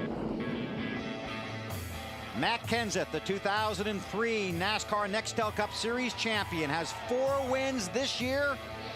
Currently 2nd in the championship. The only adjustment they're going to make to fix that loose condition, Matt. Unlike Johnson and the 17 of Kenseth, the 11 team still hasn't led yet today. He says they have made improvements, about 50 to 60% more of the same to try to free up this car in the center of the corner, Dave. Kevin Harvick will make 4 tire change, no chassis adjustments. They were talking about getting some tape off a brake duct. They don't pull any. change, track bar adjustment. Jimmy Johnson, he and Kevin Harvick are going to have a close race. That's big right there. Good stop. Did I see the 6 car squirt by there? I think so. 2 tires stop for Mark Martin. Well, we'll see how that works out. So Mark's going to get some 5 bonus points for leading the lap. Looks like he'll be out front when we go back to green here in Phoenix. Just 55 laps to go here in Phoenix when the field takes the green flag. A 2 tire stop for Mark Martin. And he leads the field back to the green. Jimmy Johnson right behind him, then Harvick and Gordon and Earnhardt. And we'll see how the 2 tires work on that 6 car. Watch this down the backstretch. I thought Jimmy would get a run off the bottom and go on by. It's not going to take long, I don't believe. Got to get a little temperature in those new tires first. Here comes Johnson for the lead. Marty, what was Martin and those guys thinking? What were they thinking? Well, it's not going to take long for Jimmy Johnson to get to the front here, BP. But what they were thinking, what did we start the show with? Nothing to lose, here to have fun. They gambled on setup today. They said, you know what? Let's try 2 tires. Let's have fun in this final race. It's our best chance to win. Otherwise, they got about a 10th place car. Yeah, he came in 15. Well, we'll see how much fun he's going to have on those tires in about 25 laps. But I think all these guys with 4 are going to be quite a bit quicker. He's hanging pretty tough, though.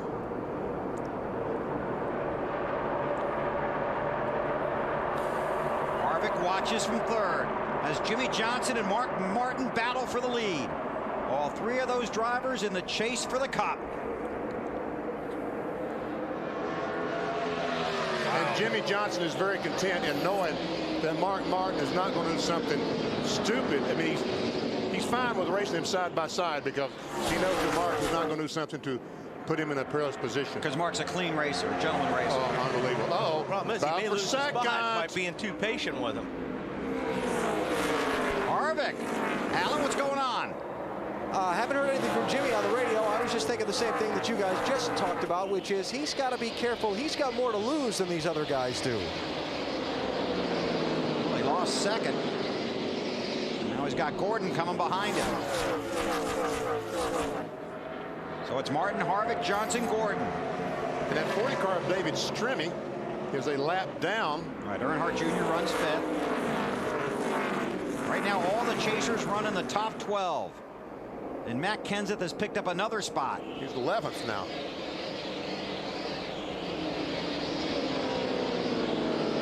Mark Martin in that 6 car. 4 times he has finished 2nd in the championship standings.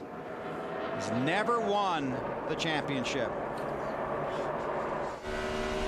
Carl Edwards gets the spot from Dale Earnhardt Jr. That's for 5th. Junior slips to 6th.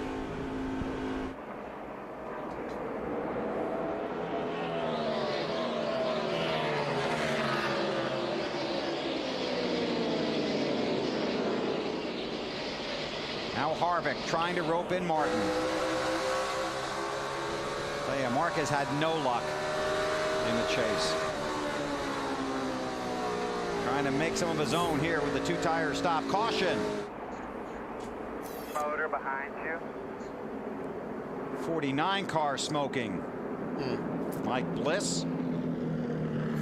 Now, yes, that's not an oil line. That's the real deal there. Blown engine. Come on down, come on down, come on down. You see him get oil across the racetrack when he made that turn? Right there. Almost spun himself out, didn't he? Will this help Martin a little bit? I think every lap he gets under yellow is a big help. Absolutely. Mark with just 2 tires. Just about everybody else with 4 right behind him. Fresher tires. David Stremme, who was up there battling, is the lucky dog. Yeah, that was big when you get Lewis on your windshield. Yeah, that's a big deal. Oil and water. Wally, would you go clean that camera for us, please? I'm on it. Thank you. Under caution here in Phoenix, less than 50 to go. Mark Martin took just 2 tires on the last stop. The guys behind him are if the championship leader starts the next race. Still under caution here in Phoenix. They were under the caution, and they were all set for him to come down pit road, and Matt stayed out, and Robbie Reiser jumped on the radio and said, is there something I don't know about going on here? And Matt just came back on the radio and said, I thought this was the best chance we had by staying out the way the car was in the circumstances. And Matt made the call and they won the race. I think what Robbie was trying to tell Matt is, look in your mirror. If everybody looks like they're coming in behind you, then come on in. We'll put 2 tires on. We'll come out and we won't lose any positions. I think that's the point he was trying to make to Matt. And some of the lead lap cars did pit, but it was back behind Matt. Right. The top 17 cars stayed out. And now with Stremme being the lucky dog, there are 29 cars scored on the lead lap. And you want to jump in here real quick on Kyle Petty and Sterling Marlin. They started today, Kyle Petty 35th in car owner points, Sterling Marlin 36th. And that's big because next year, the top 35 in NASCAR Nextel car owners get to start the Daytona 500. So that 35th spot is valuable. Guaranteed. Guaranteed a spot. Guaranteed a spot in the Daytona 500, our Super Bowl. Mark Martin trying to break away on the restart. Remember, Mark just took 2 tires on the most recent round of pit stops. Kevin Harvick right behind him, and just about everybody else took 4. Just 2 races to go for Mark Martin at Roush. Whoa. Harvick really trying to work on the inside of Mark Martin right there. And here comes Jimmy Johnson. He's going to close the gap on Harvick. We got contact. McMurray, Kyle Busch. Oh, man. Ryan Newman goes around, but I don't think he makes contact. Dale Jarrett's around. McMurray got clobbered. And that's such a shame. He finally had a decent run going. Yeah. 7th caution. Got a little fire under the hood, too.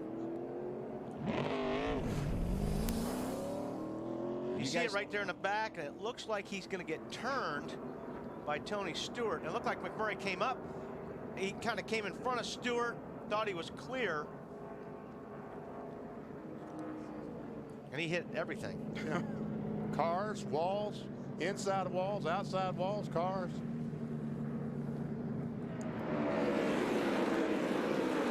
Oh, man. Did Bill Elliott get him or not get him? I think he got him. You did get him? Okay. And we know Kyle Busch did. Yeah.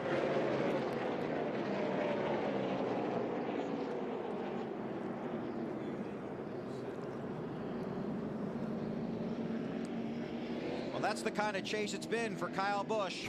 Not the success he was hoping for. He's headed for the garage. Jamie McMurray with heavy damage under caution at Phoenix. Less than 40 to go. Be a good race to the end here, guys. Thank you, Dave. So our points leader summary. Jimmy Johnson up to 3rd. Matt Kenseth right where he started. Denny Hamlin's made a nice move. Harvick has just been outstanding. Now, Kyle was talking about how hard it is to see. This is onboard Greg Biffle in a similar situation. There's the 5 of Kyle Busch on the right. The only way in the world he knew there was a caution flag is someone told him. Yeah, like I said, it looked like McMurray thought he was clear. He started moving up the racetrack. Tony Stewart was there. He was very, very close. But there again, if you had that sun in your eye for 1 second, you can't see if somebody's coming across your nose, or you can't see if you think you're clear on somebody. So tight. Chasers run in 9 of the top 10 spots. You know, did you see Harvick tightening his shoulder harness a moment ago? Those things will loosen up all the time. I remember my first time at Daytona, they said I'd run around the racetrack wide open. You know, so I'm going down the backstretch trying to do that, and I'm really tightening those shoulder harness down really tight because there's going to be a big wreck down in turn 3, and I want to be ready when I get there. Now you have to continue to think how hard. Hang on a second. Where was that? Daytona. Oh, Daytona. Yeah. Okay. This is bad. He said Dover. No. Oh, Daytona. Long time ago.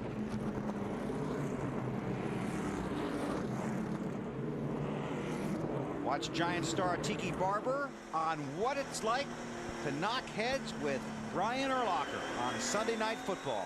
And check that out at NBCSports.com. I know I would want it to be me. No, sir. That's a mean man. And you check out the game tonight, Bears and the Giants, right after Football Night in America. Right behind us here on NBC. Now this sun is tough. And don't forget, it's a little bit better for the drivers. Most of them have dark visors, and there is some tape that's helping that. I don't think our camera has a dark visor on it. Marty? Well, this is not the way we wanted to interview Jamie McMurray after the race. I know you guys had a terrific run going. Did you think you were clear on Stewart? Yeah, I mean, Tony, he could have let me go. It just, you know, it's tied off of turn 4, and my spotter sat outside, and I just kind of hung where I was, and you know, I don't know, Tony was a little bit frustrated maybe, or just turned across me. Needless to say, I'll buy my Irwin tools at Lowe's. obviously, Jamie McMurray not happy with that contact. Well, they would have finished in the top 15 today, Bill, but it ends early. That's a good line. That is good. That'll make the papers tomorrow.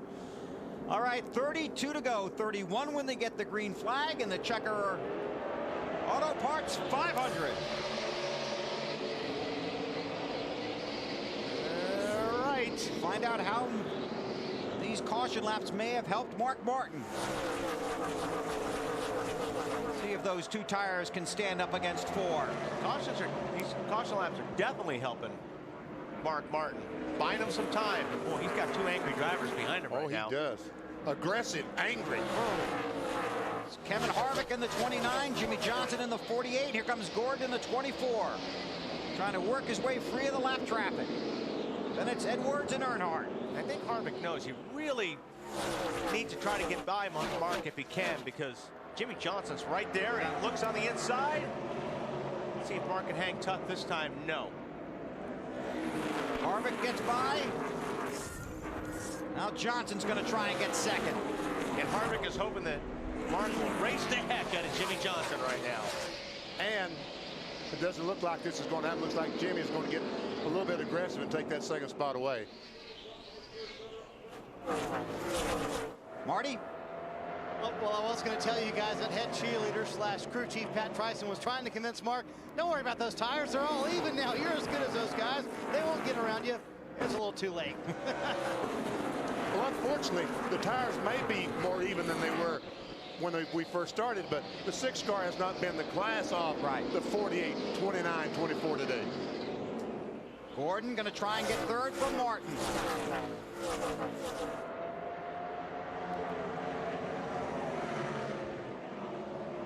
Well, I'll tell you, every position is very important for Jeff Gordon, because right now he would be locked out at Homestead next week. For winning the championship. Yes.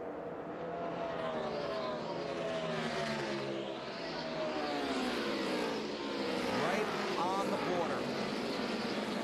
Got to be within 156, provided the leader starts the race. Now Carl Edwards looks inside of his teammate Mark Martin. Talked about it a little bit earlier, just this race and next week for Mark with Jack Roush. A long-term and very successful racing relationship will come to an end at Homestead with the checkered flag for Mark and Jack. Marty? I'm sorry, Marty, go ahead. That's all right, BP. I was going to tell real quick on Mark Martin. I asked Mark if he had anything special planned with Jack, a farewell dinner, anything like that. He said, no, you know what? I probably ought to arrange that. Maybe. I mean, he thought about that, as a matter of fact. His teammate Carl Edwards just went by him. He is so happy in that race car. They have had a terrific car all afternoon long. He said, guys, I can't thank you enough. You don't know what it means to drive this car this weekend. This car has been terrific.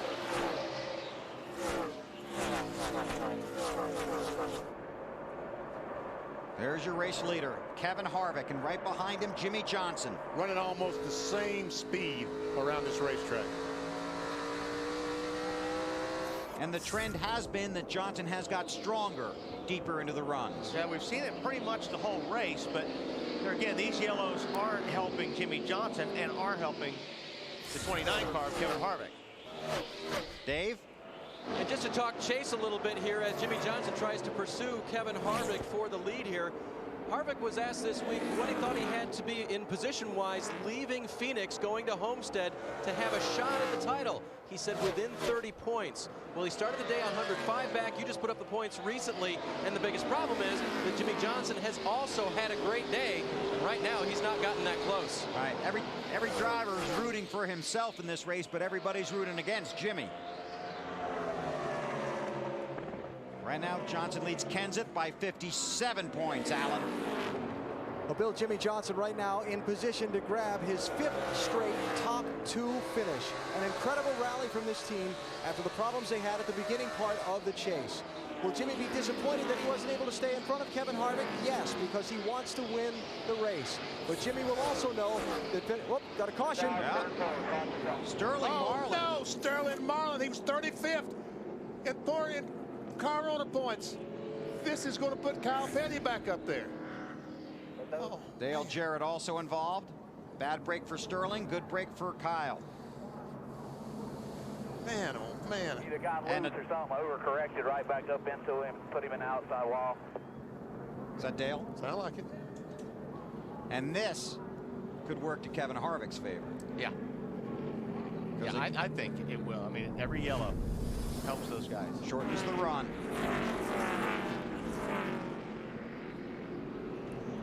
Wow.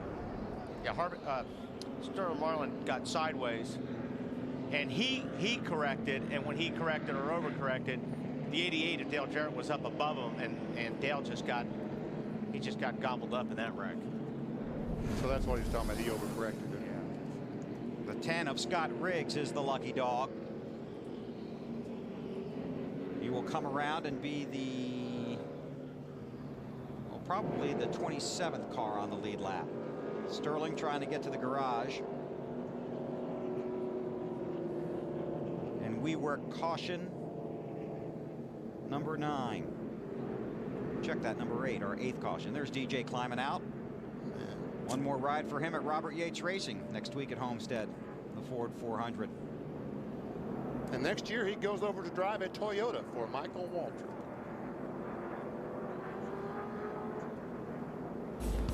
Coming up on 20 to go here in Phoenix. Can Harvick hold off Johnson? Can Gordon make a move? How's that apple pie coming? Check it out when we come back. It's been a hard, long day for Matt driving the car. Where is it at right now, Robbie?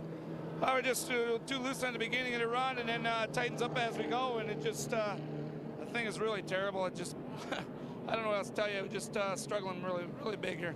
You haven't felt like you've won a fight or anything, but you've been in a big fight today just to make it work right? Well, I mean, we're doing what we can. It's just the performance of the car just ain't there the last few races, and it's killed us. But you know, race team wise, all the guys here and Matt, they've done a heck of a job to get us where we are. It's just my end of it where he's supposed to have these cars right ain't right. So I'm the one that needs to go back and do the work here. Thanks, Robbie. Let's go to Marty. Well, Dave, Carl Edwards has been having an enjoyable day, about as fast as the leaders right now. But you passed that 24, I think, 4 or 5 times today, haven't you, Bob Osborne? Yeah, we have. You know, most of the day we've done a great job on pit road. We just had a little hiccup there on that last stop, and we lost a little bit of a position. But I think we'll get back by the 24 here, and I don't know about the 48 and 29. They're pretty strong, but strong 3rd place, I think, will be for sure. Carl has been complimentary on the radio to you guys. Has it been fun being back in the seat, and did you guys have the chemistry right away? Yeah, I mean, Carl and I stayed in contact, you know, while we were split up from the workplace here. So, you know, we'd always go out and do something. So we never lost touch or anything like that. You know, the performance today, you guys know the cars are shipped out a week early because of the Texas-Phoenix changeover. So this really is a credit to Wally Brown and this program. When we set the car up, I really just did minor adjustments throughout the weekend. So Wally Brown has done a great job. All right, guys, Carl Edwards has to get around the 24 car, but they think they might be able to pull that off. That guy might have the least ego of anybody in the garage here. You know, the car's running terrific. He's back, and he's giving the credit to Wally Brown, the crew chief last week.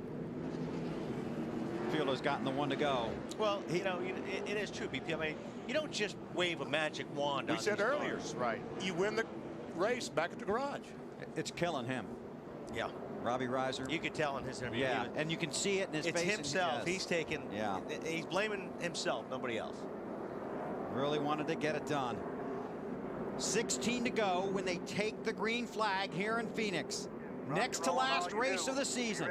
Who will be in the chase and alive when we get to Homestead next Sunday? Oh, he's looking. Johnson's going to try and make a move early, but Harvick's going to take off. Yeah, that was a good line on Harvick. Through 1 and 2 there. Dog leg on the backstretch. And sail it into 3. Wow. 99 Edwards all over the apron. Oh, Denny Hamlin almost got the outside retaining wall off 4. Well, these guys are stepping it up a notch right now. They're driving a lot harder right now than they have been all day. Edwards working hard on the bumper of the 24. There might have been a little contact there. Might have been. Oh, might be a little more there. Yeah, there's going to be some more. Think Carl's hungry? Well, both those guys did a good job there because Jeff Gordon drove up the racetrack a little bit to give Edwards some room, or Edwards could have taken them both out there. This is for third behind Harvick and Johnson. Best news that Carl Edwards has heard today. Bobby Hudson said, oh, man. Caution. Jeff Green's around. Hard head. A lot of take. Yes. Yeah. Everybody's taking right now. Yeah, we wouldn't have seen a pass like that earlier in the race between Carl Edwards and Jeff Gordon.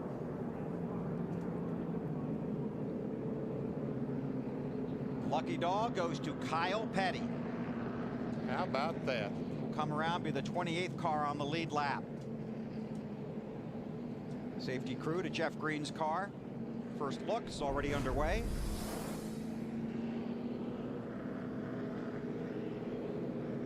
Oops, car's behind him, so. Those are likely suspects? Likely suspects. But he let the wind, he puts the window net down like he's angry. And he kind of slammed it down. Yeah. But He's looking for somebody. He's looking for somebody. That'd be a blue car. Could be. Looking. I'm all right. I'm okay. I'm okay. Blue car. Blue car. Driven by Tony Raines. There's Tony. You can get your DLP TV at Best Buy, can't you? I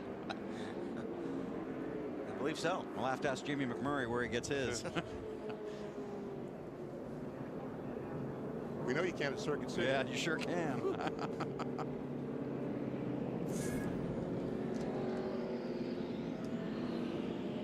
So cleanup here. Again. Yep. Caution number 9. And we were doing so well, just sailing along. But that's when everybody was being nice. That's right. But you now, at least now we have Chris and the bus and Bob and Sterling all ready watching the race. That's right. And we got Dave watching the leader. Yep, and listening to them about their voltage situation. Remember, you need a battery that is charged to run some things in your race car, and so far it's hanging on down to 11 volts according to Kevin, and crew chief Todd Barrier says it doesn't need to be any less than that. So don't turn anything on unless you think you really need it and you only have a couple laps to go. But I think the watchword here is just leave it like it is. So far it's hanging on. So you're saying no CD player for the last 11 laps, huh? No CD player, and I was also wondering after McMurray's comments, I wonder where Kevin buys his batteries and if he'll change after this. Or he might go to the same place. It's hanging on. Oh boy, Harvick has led 240 of the 300 laps. Just coming down pit road here to help with the cleanup. Alan. Well, let's talk to the crew chief of the driver who started today third in the championship, Tony Eury Jr. Tony, you've been kind of waffling back and forth between 4th and 8th for a lot of the race. Tell us about the car's day. Yeah, it's just real tight in the center. We got it pretty good there a while ago during the middle of the race, and it just seems to have gotten tight again here with all these cautions. So, you know, it's been a hard weekend, but we're lucky we're in the top 10. We're pretty happy. Thank you, Tony. Tony Eury Jr., Dale Earnhardt Jr. rather talked earlier in the weekend about the fact that the mile-and-a-half tracks have been the strength of their program this season. But it seems like as they pick that part of the program up, the flatter tracks, like here in Phoenix, fell off. So they were a little worried about today. They have struggled today. They will go to a 1.5 mile very fast track next week down at Homestead Miami Speedway for their shot at the championship. But Bill, it looks like they're going to need some help. They are. They'll be in it mathematically as of right now, Alan, but that's a lot of guys to climb over and a long way to come in one race. It's NASCAR's season finale next weekend from Homestead, Saturday on TNT at 7 Eastern. It's the NASCAR Busch Series Ford 300. Then next Sunday on NBC, the final race in the chase for the Nextel Cup. The Ford 400, and our coverage begins at 2 Eastern with the Bank of America Countdown to Green. Coming up on 10 to go, and here are the championship standings. Again, you have to be within 156 points of the championship leader to be mathematically alive, provided the leader starts the race. And assuming Jimmie Johnson is the leader and doesn't win the lottery, pretty sure he'll be there. He'll be there on Sunday. So right now, those top 5 guys all in it. But Johnson, who really has been the bridesmaid since he came to the Nextel Cup Series, strong performances, unable to win the championship, finished second 2 years ago by just 8 points. The crucial thing just happened. They got to 10 laps to go. Right. So we'll not have any cars on the inside line. Only the cars on the lead lap. They'll all be lined up nose to tail. So if someone missed a shift, they can lose 2 or 3 positions easily. Alan? Bill, you talked about Jimmie Johnson and his whole team being bridesmaids recently. Jimmie talked this weekend about the fact that how badly he wants a championship. He said it's something he's been preparing for his whole life, to be a champion. And he's never won a championship at this level of racing. He's never really won a championship, he said. He said he would trade every win he's ever gotten for a championship. With 10 laps to go today, he's put himself in position to race for a championship next Sunday down at Homestead Miami Speedway. And this team has spent a lot of time with owner Rick Hendrick focusing on how to overcome that last hurdle to be champions, how to deal with the pressure of the chase and these final races. It seems like they've taken a lot of those lessons to heart as they've gone down the stretch run of this season. Dave? Alan, yesterday in the Busch Series race, Matt Kenseth made a late race restart that the Kevin Harvick crew sort of questioned. Was he in the vicinity of the restart line? Afterwards, it was ruled that he certainly was, but even Matt himself said, I was close to being away from the vicinity of the restart. Kevin Harvick's crew just talked about that. They got an answer from NASCAR on this morning when they talked about it, said, where is the vicinity of the restart? And Kevin was wondering because he has to start the restart now. And you want a plan, and a plan and a B plan on these. Yeah, because if you do everything exactly the same, then that last restart could cost you a win and a lead. So what you want to do is you want to move it a little bit. You want to catch the guy behind you off guard, just a little. 8 to go. Let's see if Johnson tries to make a move at the very beginning. Carl Edwards in trouble on the restart, and they bunch up behind him, and the front 2 break away. I don't know if Carl Edwards missed a shift or what was the deal on that, but he got ran over. And the 07 car, Clint Bowyer's got big problems. He's got a left front fender rubbing the tire badly. As Matt Kenseth is trying to go by on the outside. Don't believe that will make it for 8 laps. I don't believe it will either. There's no way it's going to make it. But I don't want to be around him when it goes. Black flag, 07. Clint Bowyer being called to pit road.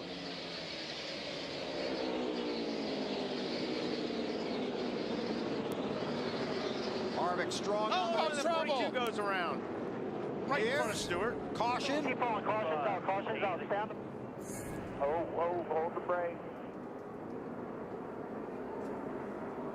Now that was just ball by himself. I don't think he had any contact there. Well, he hit something. I don't know. It wasn't that wreck, but no. There's Bowyer.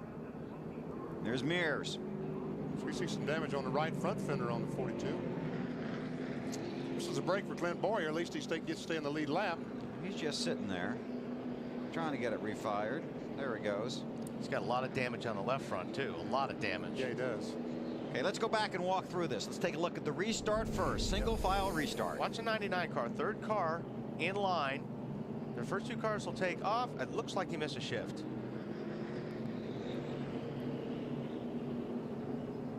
And you see the scramble behind him. Gordon and Hamlin trying to get by. Because I saw a puff of smoke come out of the right side, and then normally that's because you miss a shift. And the jam up behind, Clint Boyer got his left front fender banged up. Looking here. It's just to your right.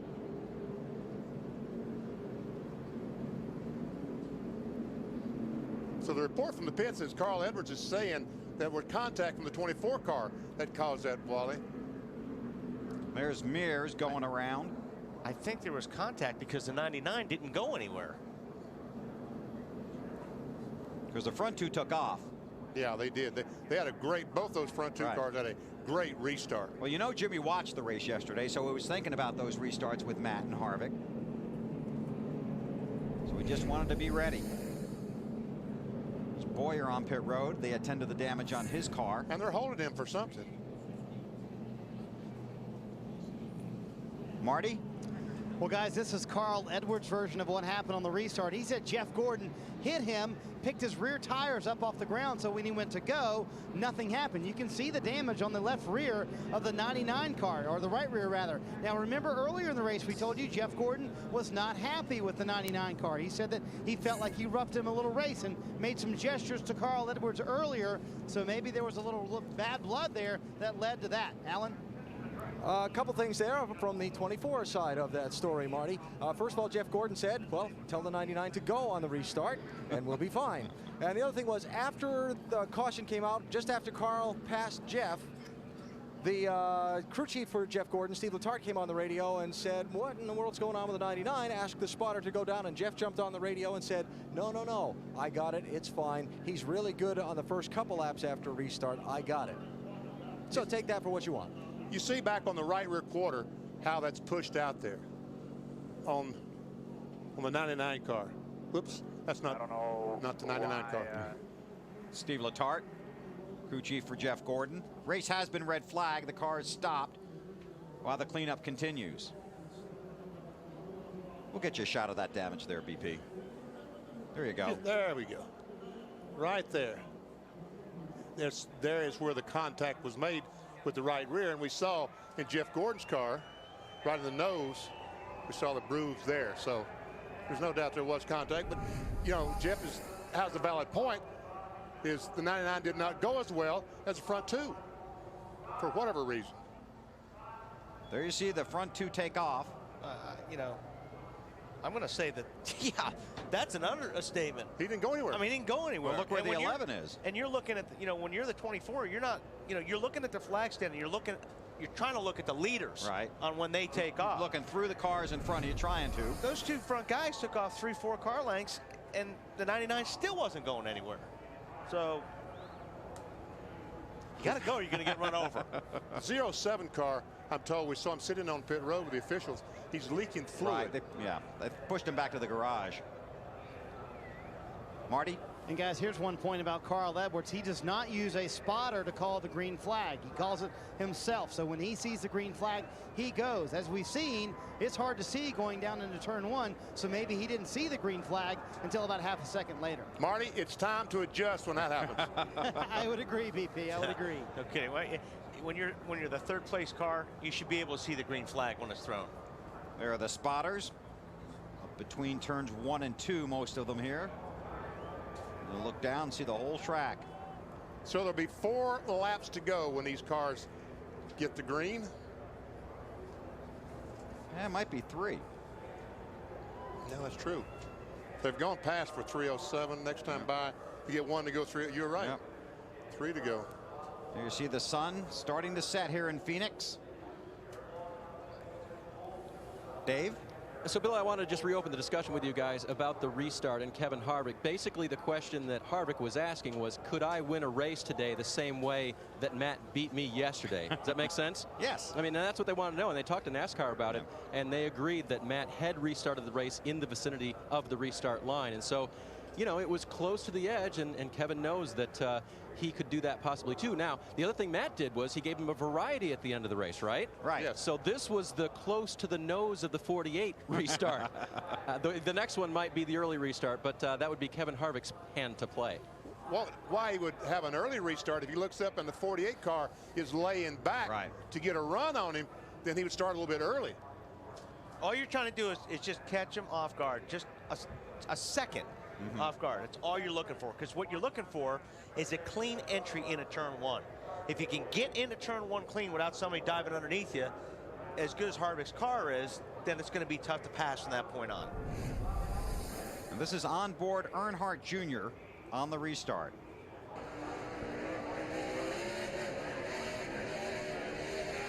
I didn't see the flag. I was listening to him feather the throttle. Yeah. And this came up in the drivers' meeting this morning, Yeah, didn't it? did. Discussions about restarts after yesterday's race? I think it was something after the drivers' meeting. I don't think it was part of the drivers' meeting, but I think they had a little impromptu discussion afterwards. Let me ask you one quick question here, Benny. Put you on the spot. The battery problem that Harvick's been having, sitting here, how does this affect that?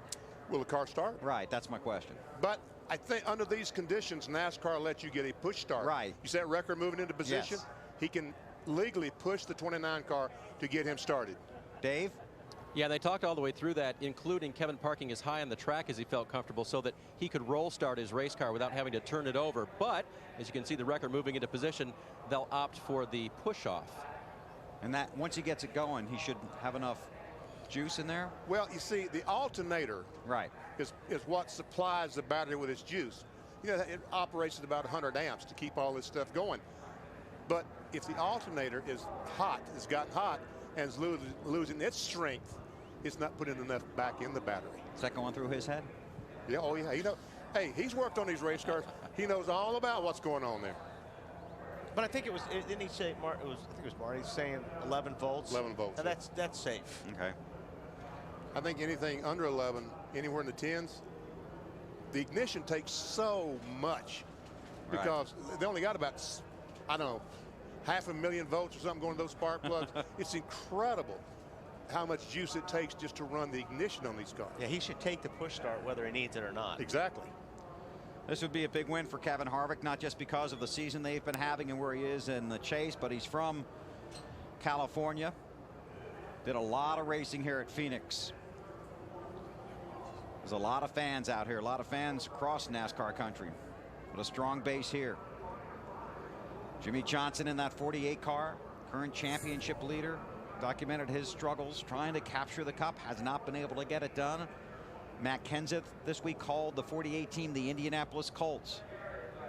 The favorite every year to win it, they just haven't been able to do it. They've been the car to beat, but each year somebody's been able to beat them. Can Jimmy Johnson, Chad Knaus and company hold off the rest of the challengers for today and then for 400 miles next week in Homestead?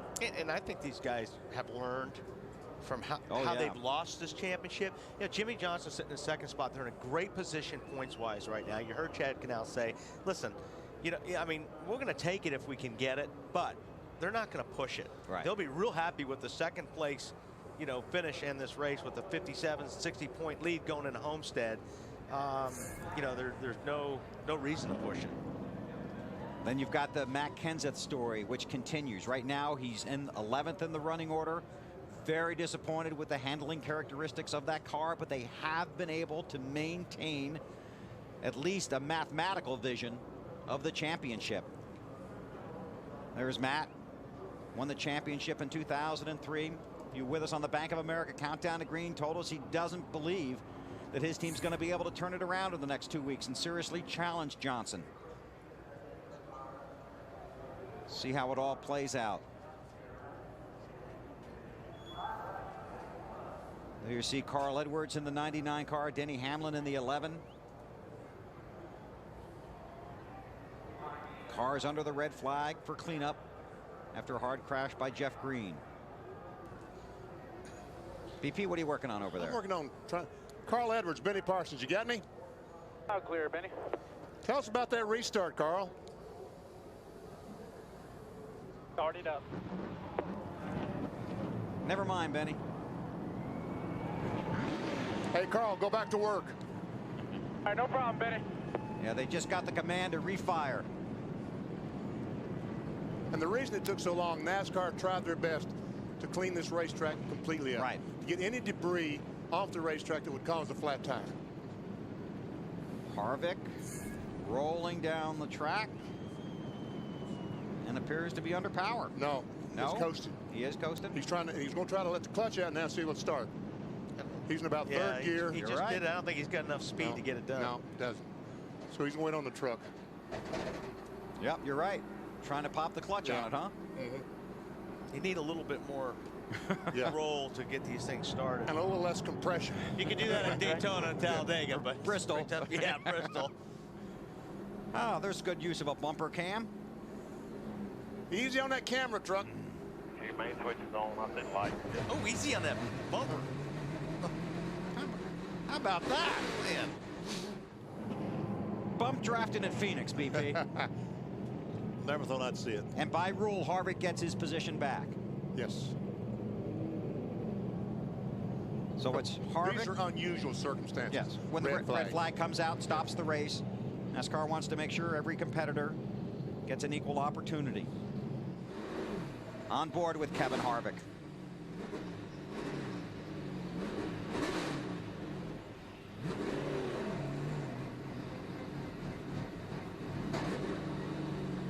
Slowly working his way up through the gears as the field gets back in line. Well, those transmissions sound like they're breaking every time they shift, don't they?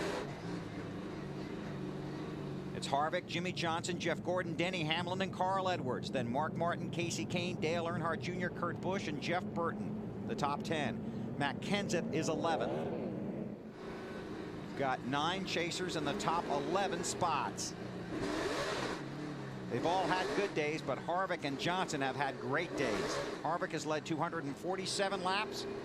Jimmy Johnson has led 28 laps. 1 to go. They're working down the backstretch. They'll get the 1 to go when they get to the front stretch at the start-finish line. So it'll be a 3-lap shootout if the caution doesn't come out again. Wouldn't shock me. A lot of hungry guys out there. 26 cars on the lead lap. Last car on the lead lap, the 45 of Kyle Petty. See how much these points change between now and the finish. Alan? What's the best thing Jimmy Johnson sees on the racetrack right now? One car in front of him. That, Benny, but I'll give you one better. All right. The car that's behind him. His teammate, Jeff Gordon. After you've worked all day to try and get a top 5 finish and give yourself a good shot at the championship next weekend, that lead, the last thing you want to do is get bumped from behind on a restart and wrecked and have it all get thrown away. Jimmy's got a teammate behind him who, yes, wants to win, but will take care of him. Actually, not just a teammate, but a co-owner of his race car. That's probably the most comforting sight Jimmy's got right now in these final 3 laps. Now, here, listen to this. Jeff Gordon is 162 points back right now. The cutoff is 156. If he passed Johnson, he'd pick up 5 points and be at 157 and still basically wouldn't be mathematically eligible if the leader started the race next week. So that position, while important, really won't help him that much. I think he's just going to protect Johnson's back. And watch. And watch. Pace car will dive to pit road. 3 laps to settle it here in Phoenix and set the stage for the season finale next Sunday in Homestead, Florida. Watch where he restarts. Oh, Johnson's right there.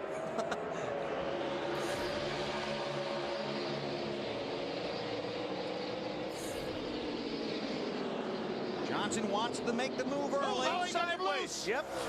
Just a little, but it wasn't quite enough for Jimmy Johnson to capitalize on it. You want to hug that inside lane. Harvick tries to get down there and shut the door. And he did. Here you go. Hit your mark. Drive off. Come on, bud. Gordon watches from third as these two battle for. Denny Hamlin taking a look on the inside of Gordon. Strong run for Denny Hamlin, a rookie with 2 wins this season, trying to get under the 4-time champion for third. Carl Edwards right behind him. Leaders through 3 and 4 now. Harvick in front of Johnson. Last lap at Phoenix, white flag in the air.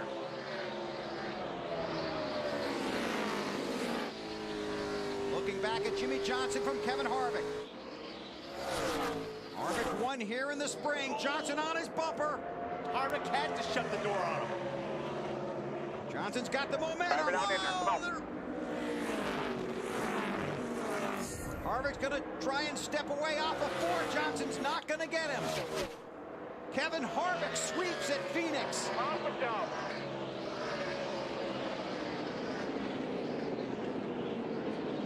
They saw that flag. Yeah, they did, didn't they? Started backing off. 5 drivers will have a chance to win the Nextel Cup Championship next week in Homestead. Kevin Harvick won the first race in the chase at New Hampshire and wins race number 9 here in Phoenix. And I tell you what, those 2 laps, last 2 laps, those guys, Harvick and Johnson, drove as hard as they absolutely could. It was a beautiful thing to see. Sure was. Football Night in America is coming up immediately. Here are the unofficial championship standings with 1 race to go. Everyone above that red line, Earnhardt Jr., Hamlin, Harvick, Kenseth, and Johnson, has a shot at the championship at Homestead, but it will be tough to erase a 60-plus point lead for Jimmie Johnson. Harvick celebrates. Big win for Kevin Harvick. Ever see Harvick? Denny Hamlin comes through that 3rd place finish. Gordon Edwards in 5th, and Martin, that 2-star stop worked out well for him. Kenseth, 13th position. David Gilliland, 16th tonight. 26 cars on the lead lap. Casey Mears, 26th. Sterling Marlin took a hard hit, both in the car and in the points, owner points. Jimmie Johnson will clinch the championship at Homestead next week with a 12th place finish. That's unofficial based on the points as they stand right now. Points are made official on Monday by NASCAR. Harvick's going to need a push to get back to victory lane. For those of you that want to continue watching NASCAR racing from Phoenix, please tune to CNBC for the conclusion of our coverage. And coming up next on NBC, it's Football Night in America with Bob, Chris, Sterling, and the bus for all of today's NFL action. And don't forget, it's Bears and Giants after that. Our racing coverage continues on CNBC. 1 race to go next week at Homestead. We'll see you there. Have 5 wins, so, we're really lucky, living a fortunate life. Pretty awesome to have won 5 races and let the cards fall where they may. When we come here to win this race, and obviously that worked out pretty well. So you were down a few votes. How nervous were you at the end, Ty? It is what it is. There's nothing we can do about it. So I'd just piss you off if something goes wrong, but that's it. All right, good job today. The winner is the 29. That's Todd Barrier's crew chief. Made the calls. Matt, who's making calls down where you are? Well, we've caught up with the 17 of Matt Kenseth, unofficially just over 50 points out of the lead going into Homestead. Describe your day, Matt, because your team really rallied at one point, trying to fight back from that 30th where you guys were hovering for a while. Yeah, that's about how we ran all day. So they did a good job on pit road, and we, fortunately qualified pretty good. So we never lost a lap under them long green flag runs. So it's pretty frustrating. We got just terribly, awful handling cars for some reason. We just can't get out of our own way. So I feel bad. I lost a couple spots at the end. I was trying to hang it out and get everything we could, and kind of got up into marbles there. But our cars are so bad, we just can't race with anybody. I don't know why they're so bad. We just got off somewhere, and it's not much fun right now. Optimistic going into Homestead, knowing the car you're taking there has had some good success this year? No, not really. None of our cars are ran. I mean, this car, we ran 3rd with here in the spring. So for some reason, none of our stuff's running. I don't know why. I don't know what we're doing wrong, but we're doing something wrong. So not too optimistic about it. Obviously, anything can happen. We're still, within striking distance if, they have a mechanical problem or some type of problem like that. But, certainly we'd be fooling ourselves to think we can beat them on performance. Matt Kenseth, 13th here in Phoenix. Thanks, Matt. And Matt, Kevin Harvick, 5th win of the season, 10th of his career. He's in victory lane with Alan Bestwick. And his race team.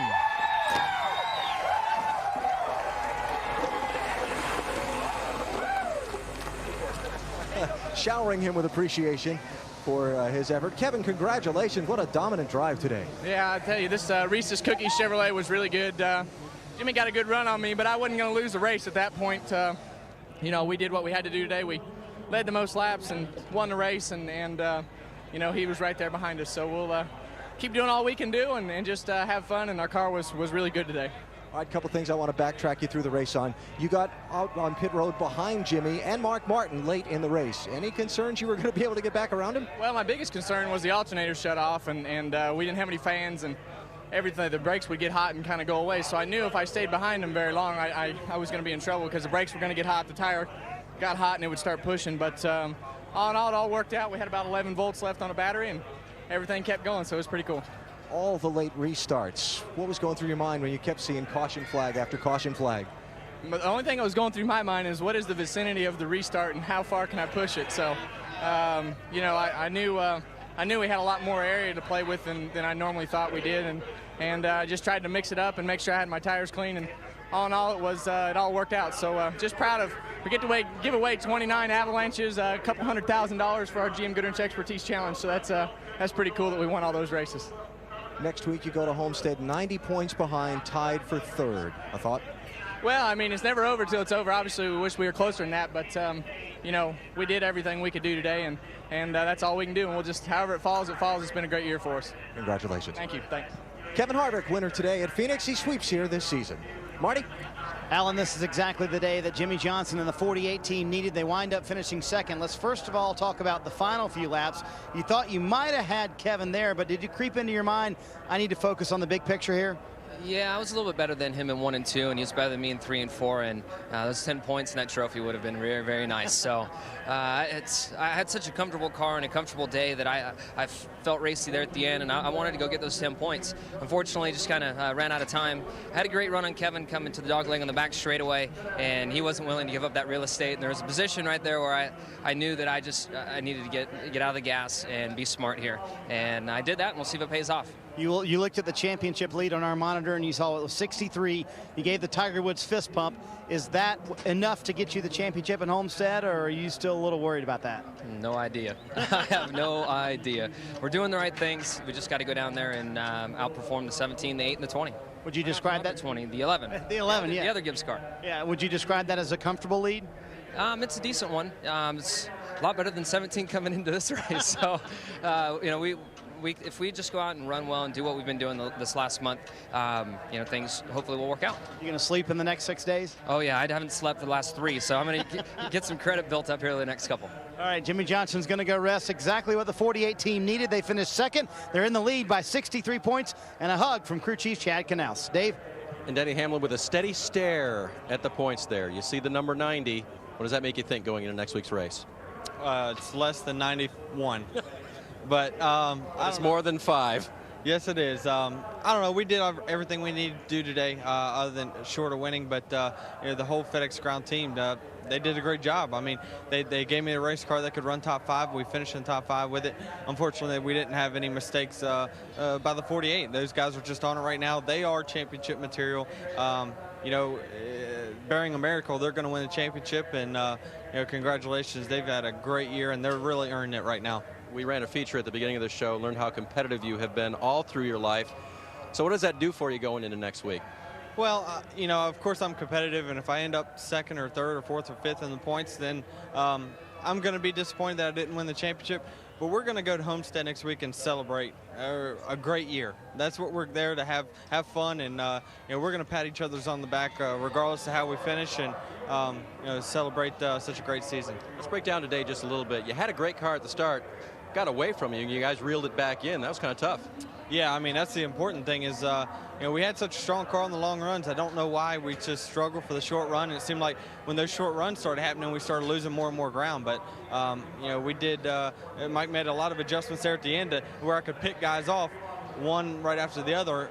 You know, you never know what we had there at the end until, you know, the last lap when we got around the 24. So it's still a great run for us, and I'm happy to end the year on a great note. This is only your 3rd race here at Phoenix. You'd be excited to come back next spring? Absolutely. I'm ready for next year to start. Yeah, I'm definitely looking forward to the downtime, but you know, next year can't soon enough because I know the potential for the race team and myself is just going to skyrocket in the next few years. All right, Denny Hamlin finishes 3rd today. A good run for the 11 bunch, Matt. And rounding out the top 10 is Jeff Burton. That race pretty much ended almost like a short track race. So it was pretty crazy. Yeah, it was wild. This is a short track. You know, Kevin and those guys are so good here, and you know, he's such a great driver, and it's really proud of those guys. We never quite were as good as we needed to be, but we kept fighting, and I got my guys had some great pit stops there halfway through the race, and ended up with a 10th. But my teammate just killed me today, so I'm real proud of them. They did a great job. I'm happy for them. Going into an intermediate race where your team has been strong this year and looking to close out the year on a very positive note, your thoughts? Well, we're excited about it. Certainly, we're glad that Kevin still got a chance at the championship, and sorry we don't, but we're going to go there and give all we have and try to build some momentum for next year and just try to get better. When you look at the sun at the end, a lot of people were saying they thought that was going to be an issue today. And you even asked Kevin Harvick at driver intros in the Busch race, was that a factor? Was it for you? That restart where everybody got bottled up, I think it was a factor because, you know, whatever started, it wasn't because of the sun, but then you just couldn't see well enough to respond to it. So it was a factor, but that's our job to deal with it. The RCR cars bookend the top 10. Thanks, guys. Jeff's in a hurry. There's car owner Richard Childress. Want to remind all of you coming up next here on CNBC, it's D-Life after we wrap up our coverage of NASCAR Nextel Cup Racing from Phoenix. What a season. What a season for Kevin Harvick. And even if he does come up short next week, they have really sent a message that Childress Racing is back. The comeback of the year, there's no doubt. Richard Childress, his whole teams, all three of his teams this year have been phenomenal. And Kevin Harvick really handled himself with a lot of class after that incident last week. The post-race incident, did a number of radio interviews. I talked to Ray Evernham yesterday, and he said almost the exact same thing Kevin said on the Bank of America Countdown to Green. They've really never met, really didn't know each other, Evernham and Harvick. They talked several times on the phone, you know, and each handled it, each complimented the other one on how well they handled the post-race situation. If you don't know what we're talking about, there was some contact on the racetrack last week between the 10 car and the 29 as there's battling for second place. Harvick and Scott Riggs. Scott Riggs crashed hard, really hard. And when he was running second. And after the race is over and Harvick has been to the media center and he's going back to the garage area, one of the crewmen for the 10 car pushed him and he fell down.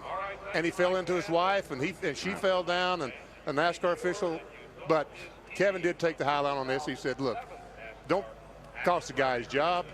Let's just go back racing again. Dave?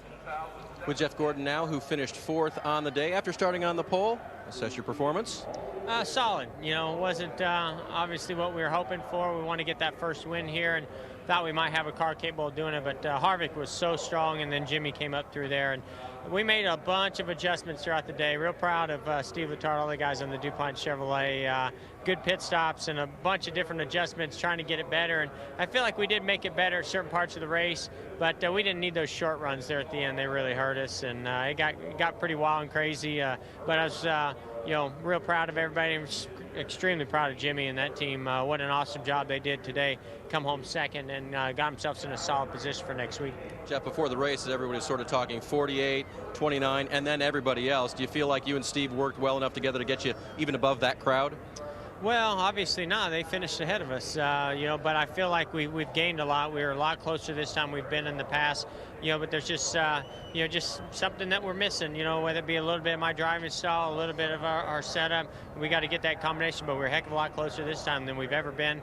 We know what the 48's got there, you know, and Jimmy drives different. And so, you know, we got to put those things together. But that 29 was awful strong today. You know, he was going to be tough to beat no matter what.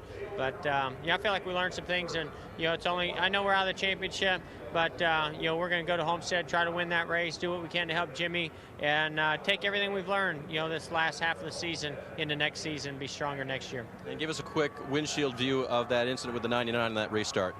Well, he got in the back of me coming off of turn 2, and, you know, we've been racing one another hard for several weeks, and, you know, Carl, he's pretty aggressive, and he's a lot of fun to race with, and, you know, I'm doing what I can to get the best finishes I can, and, you know, there at the end, when he got into me, I got pretty frustrated with it, and on that restart, I watched the leaders. They took off, and I jumped on it, and he didn't go. I ran into him, and I let off, waited for him to go. I jumped back into it. He didn't go again. That time it picked the wheels up off the ground. So, yeah, I certainly wasn't trying to get him out of shape there, but I was going to attack him pretty hard after the incident that happened just before that. You know, just because a guy raced me like that, I'm going to race him the same way back. That's been a good week for Jeff. Married on Tuesday and on Sunday finishes 4th. Congratulations, Marty. Well, Carl Edwards finishes in the top 5 here at Phoenix, but we need to talk about, first of all, the restart with Jeff Gordon. What was going on there? I don't know exactly what went on. All I know is when I was trying to go, I couldn't. I don't know if it was because his car was, you know, up under mine or whatever, but we talked about it. He felt like I didn't go early enough, and maybe that was the case. I just wanted to go talk to him, make sure that we were cool, man, because, you know, we're going to be racing together for a long time. He's a great champion, and I don't want to have any trouble with him. So you did talk and make amends, because I know there were a few times during the race, too, where you guys raced each other a little hard. Well, yeah, and sometimes when you don't talk to a guy, I mean, it goes on in all types of racing, and you get on the track and things happen, and you get kind of an image of what he must think of you, or it's better just to go air it out and talk about it before it comes to blows, you know. You guys had a terrific car today, and at one point you thanked the guys. You said, man, it's so nice to drive a car like this. Was it different? And it just wasn't Bob being back either, was it? No, Wally set the car up back at the shop, but I mean, everybody's been doing a good job. This Office Depot team's been doing really well. I think we've been practicing for next year. We've been scoring as many points as we can. The big thing is just we're having fun, you know. Had a good morning this morning. I have my mom here, my buddies here, and just having a good time racing. Everybody from Office Depot has been behind us. I got to thank the fans and Coca-Cola and all my other sponsors for sticking with us. It's been kind of a less than, you know, our expectations. You mentioned next year. You said if we can do this next year, we'll wear them out. So how important is momentum in these final 2 races? I think it's huge. I think it's great that Jack Roush and Max Jones and everybody decided to put Bob Osborne back with our Office Depot team. Just, I'm pumped about next year, man. It's felt like what it's supposed to feel like. You got a chance to win, a couple of mistakes, and we didn't win, but it felt good. Now all of a sudden you wish you didn't have vacation, right? Yeah, no, we don't need that vacation now. He's ready to go with the top 5 here at Phoenix. And back in victory lane with the winning team owner, Richard Childress. We hear from the driver when he gets out of the car and tells you how great it feels to win. What's the team owner's response to being here in victory lane today? Well, it's great to be a part of this organization with all these guys here. And, you know, they just worked so hard through the winter, and to see Kevin come through and that whole team do what they've done, and Burt and Boyer, I'm just thrilled. You've been doing this for a while, Richard. Is the drive and the thrill of winning still what motivates you? It is. You know, we want to win that championship and be so close, you know, but there's always next year, and we'll be there next year for sure. A time or two during the race, I heard you come on Jeff Burton's radio and be kind of the voice from the sky when he was a little upset. Do you see that being your role on race day now, as being the calming influence around all your teams? Yeah, you know, I try to stay up high enough where I can look at all 3 guys and talk to all 3 drivers. And, you know, I enjoy it. If I see something, I can come on there and say, hey, you know, maybe try this line, or they get a little excited, I'll just say, think about it or something. You talked about wanting the championship very badly. Kevin is the closest to it right now. He'll be 90 points behind going into the next Sunday's race. Will you talk with him or this race team before next Sunday, and what might you say? No, just do what got you here. That's what we used to do when we was winning championships, and these guys know how to win. All right, they're taking the pictures behind him, and they want the team owner in him. Thank you, RC. Thank you, Al. Richard Childress, winning team owner today here in Phoenix. He's a 6-time champion team owner, and he knows a thing or two about taking that big trophy away, huh, Bill? Yeah, he sure does, Alan. He certainly does. And I think he's probably more excited really than the drivers, because it's under his umbrella that all this has come back together. Imagine how pleased he is to see this year versus last year. How miserable he was last year, how happy he is this year. Well, unofficial point standings. Let's see, Tony Stewart went to Homestead last year, leading by 52 and came away with the championship. Kurt Busch's point lead before Homestead in 2004 was 18. He came away with the championship. Jimmy Johnson goes in unofficially 63 ahead of Matt Kenseth. You can just hear how disillusioned and disappointed Matt Kenseth is. Kevin Harvick, sky high with the win. Denny Hamlin came into the chase saying, we're just going to have fun. We're just going to have fun. If it gets down to the last 2 or 3, we'll start thinking about it. Just had a remarkable. You said at times the car got better, but you guys really struggled at times as well. Well, it got better than as bad as it was. It was still bad no matter what we did, but you know, we just haven't been able to the whole weekend to get our car to cut. But you know, proud of Zippy and all the guys on the Home Depot team. They kept fighting, and we just couldn't get the Monte Carlo SS to turn today. It's, you know, something we've been fighting a lot this year at the intermediate tracks and, you know, mile tracks and 3/4 mile tracks. So we just didn't get it right this weekend either. Seemed like that a lot of people were struggling with that, though. Was the track changes out today for everyone? This compound tire that we run, I think this is probably the one track of the 3 tracks that we run this compound tire that has the least amount of grip anyway. So I think it just makes it that much worse to try to get your cars to turn. But it's, like I said, it's just one of those variables that we for some reason can't figure out how to make our car turn. But, Denny did a good job, and I think they found something that we couldn't get, or just a difference in driving styles. But, no matter what we did, all we could do is free the entry up too much and free the exit up. We really couldn't get the center freed up enough. There was one incident with Jamie McMurray. He was a little upset with you. What happened there? I don't know. He kind of changed lanes, and the sun's down, and it's just kind of caught me off guard. But I didn't even realize I had him picked up until he got sideways. But it's a weird deal for sure, and that sucks because Jamie that's the best run he's had all year. So Jamie's a good guy, and I'll call him and talk to him about it. But it's just a weird situation. I mean, I saw him dart across at the last second, and then I thought I was just following him. And next thing I know, I had him picked up. So it's kind of a weird deal today. Now you head to Homestead, one of your favorite and best racetracks. That's a good place to end the season, isn't it? Yeah, it is. I mean, I'm excited. We had a good test there, so it was a place that I'm looking forward to bringing my new favorite car back to. So we've got 3 wins in a row with the car we're taking over there, and looking forward to bringing it out for a 4th, hopefully. I think that's bad news for everybody else. Tony Stewart bringing that winning race car to Homestead.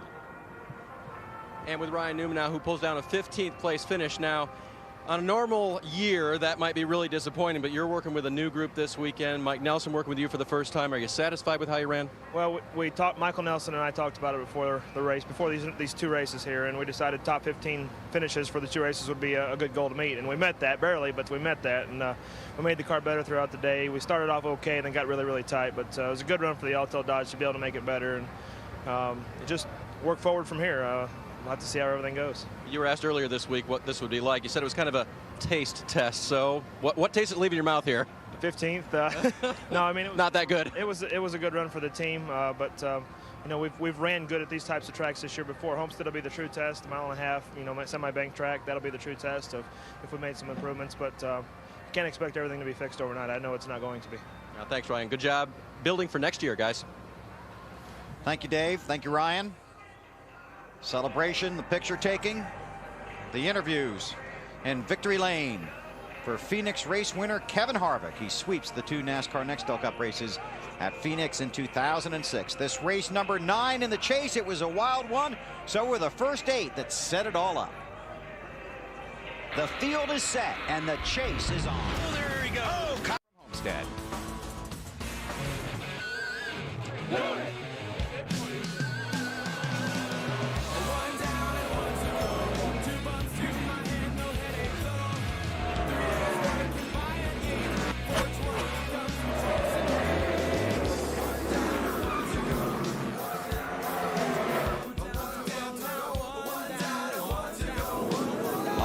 Guys out there. 26 cars on the lead lap. Kevin Harvick sweeps at Phoenix.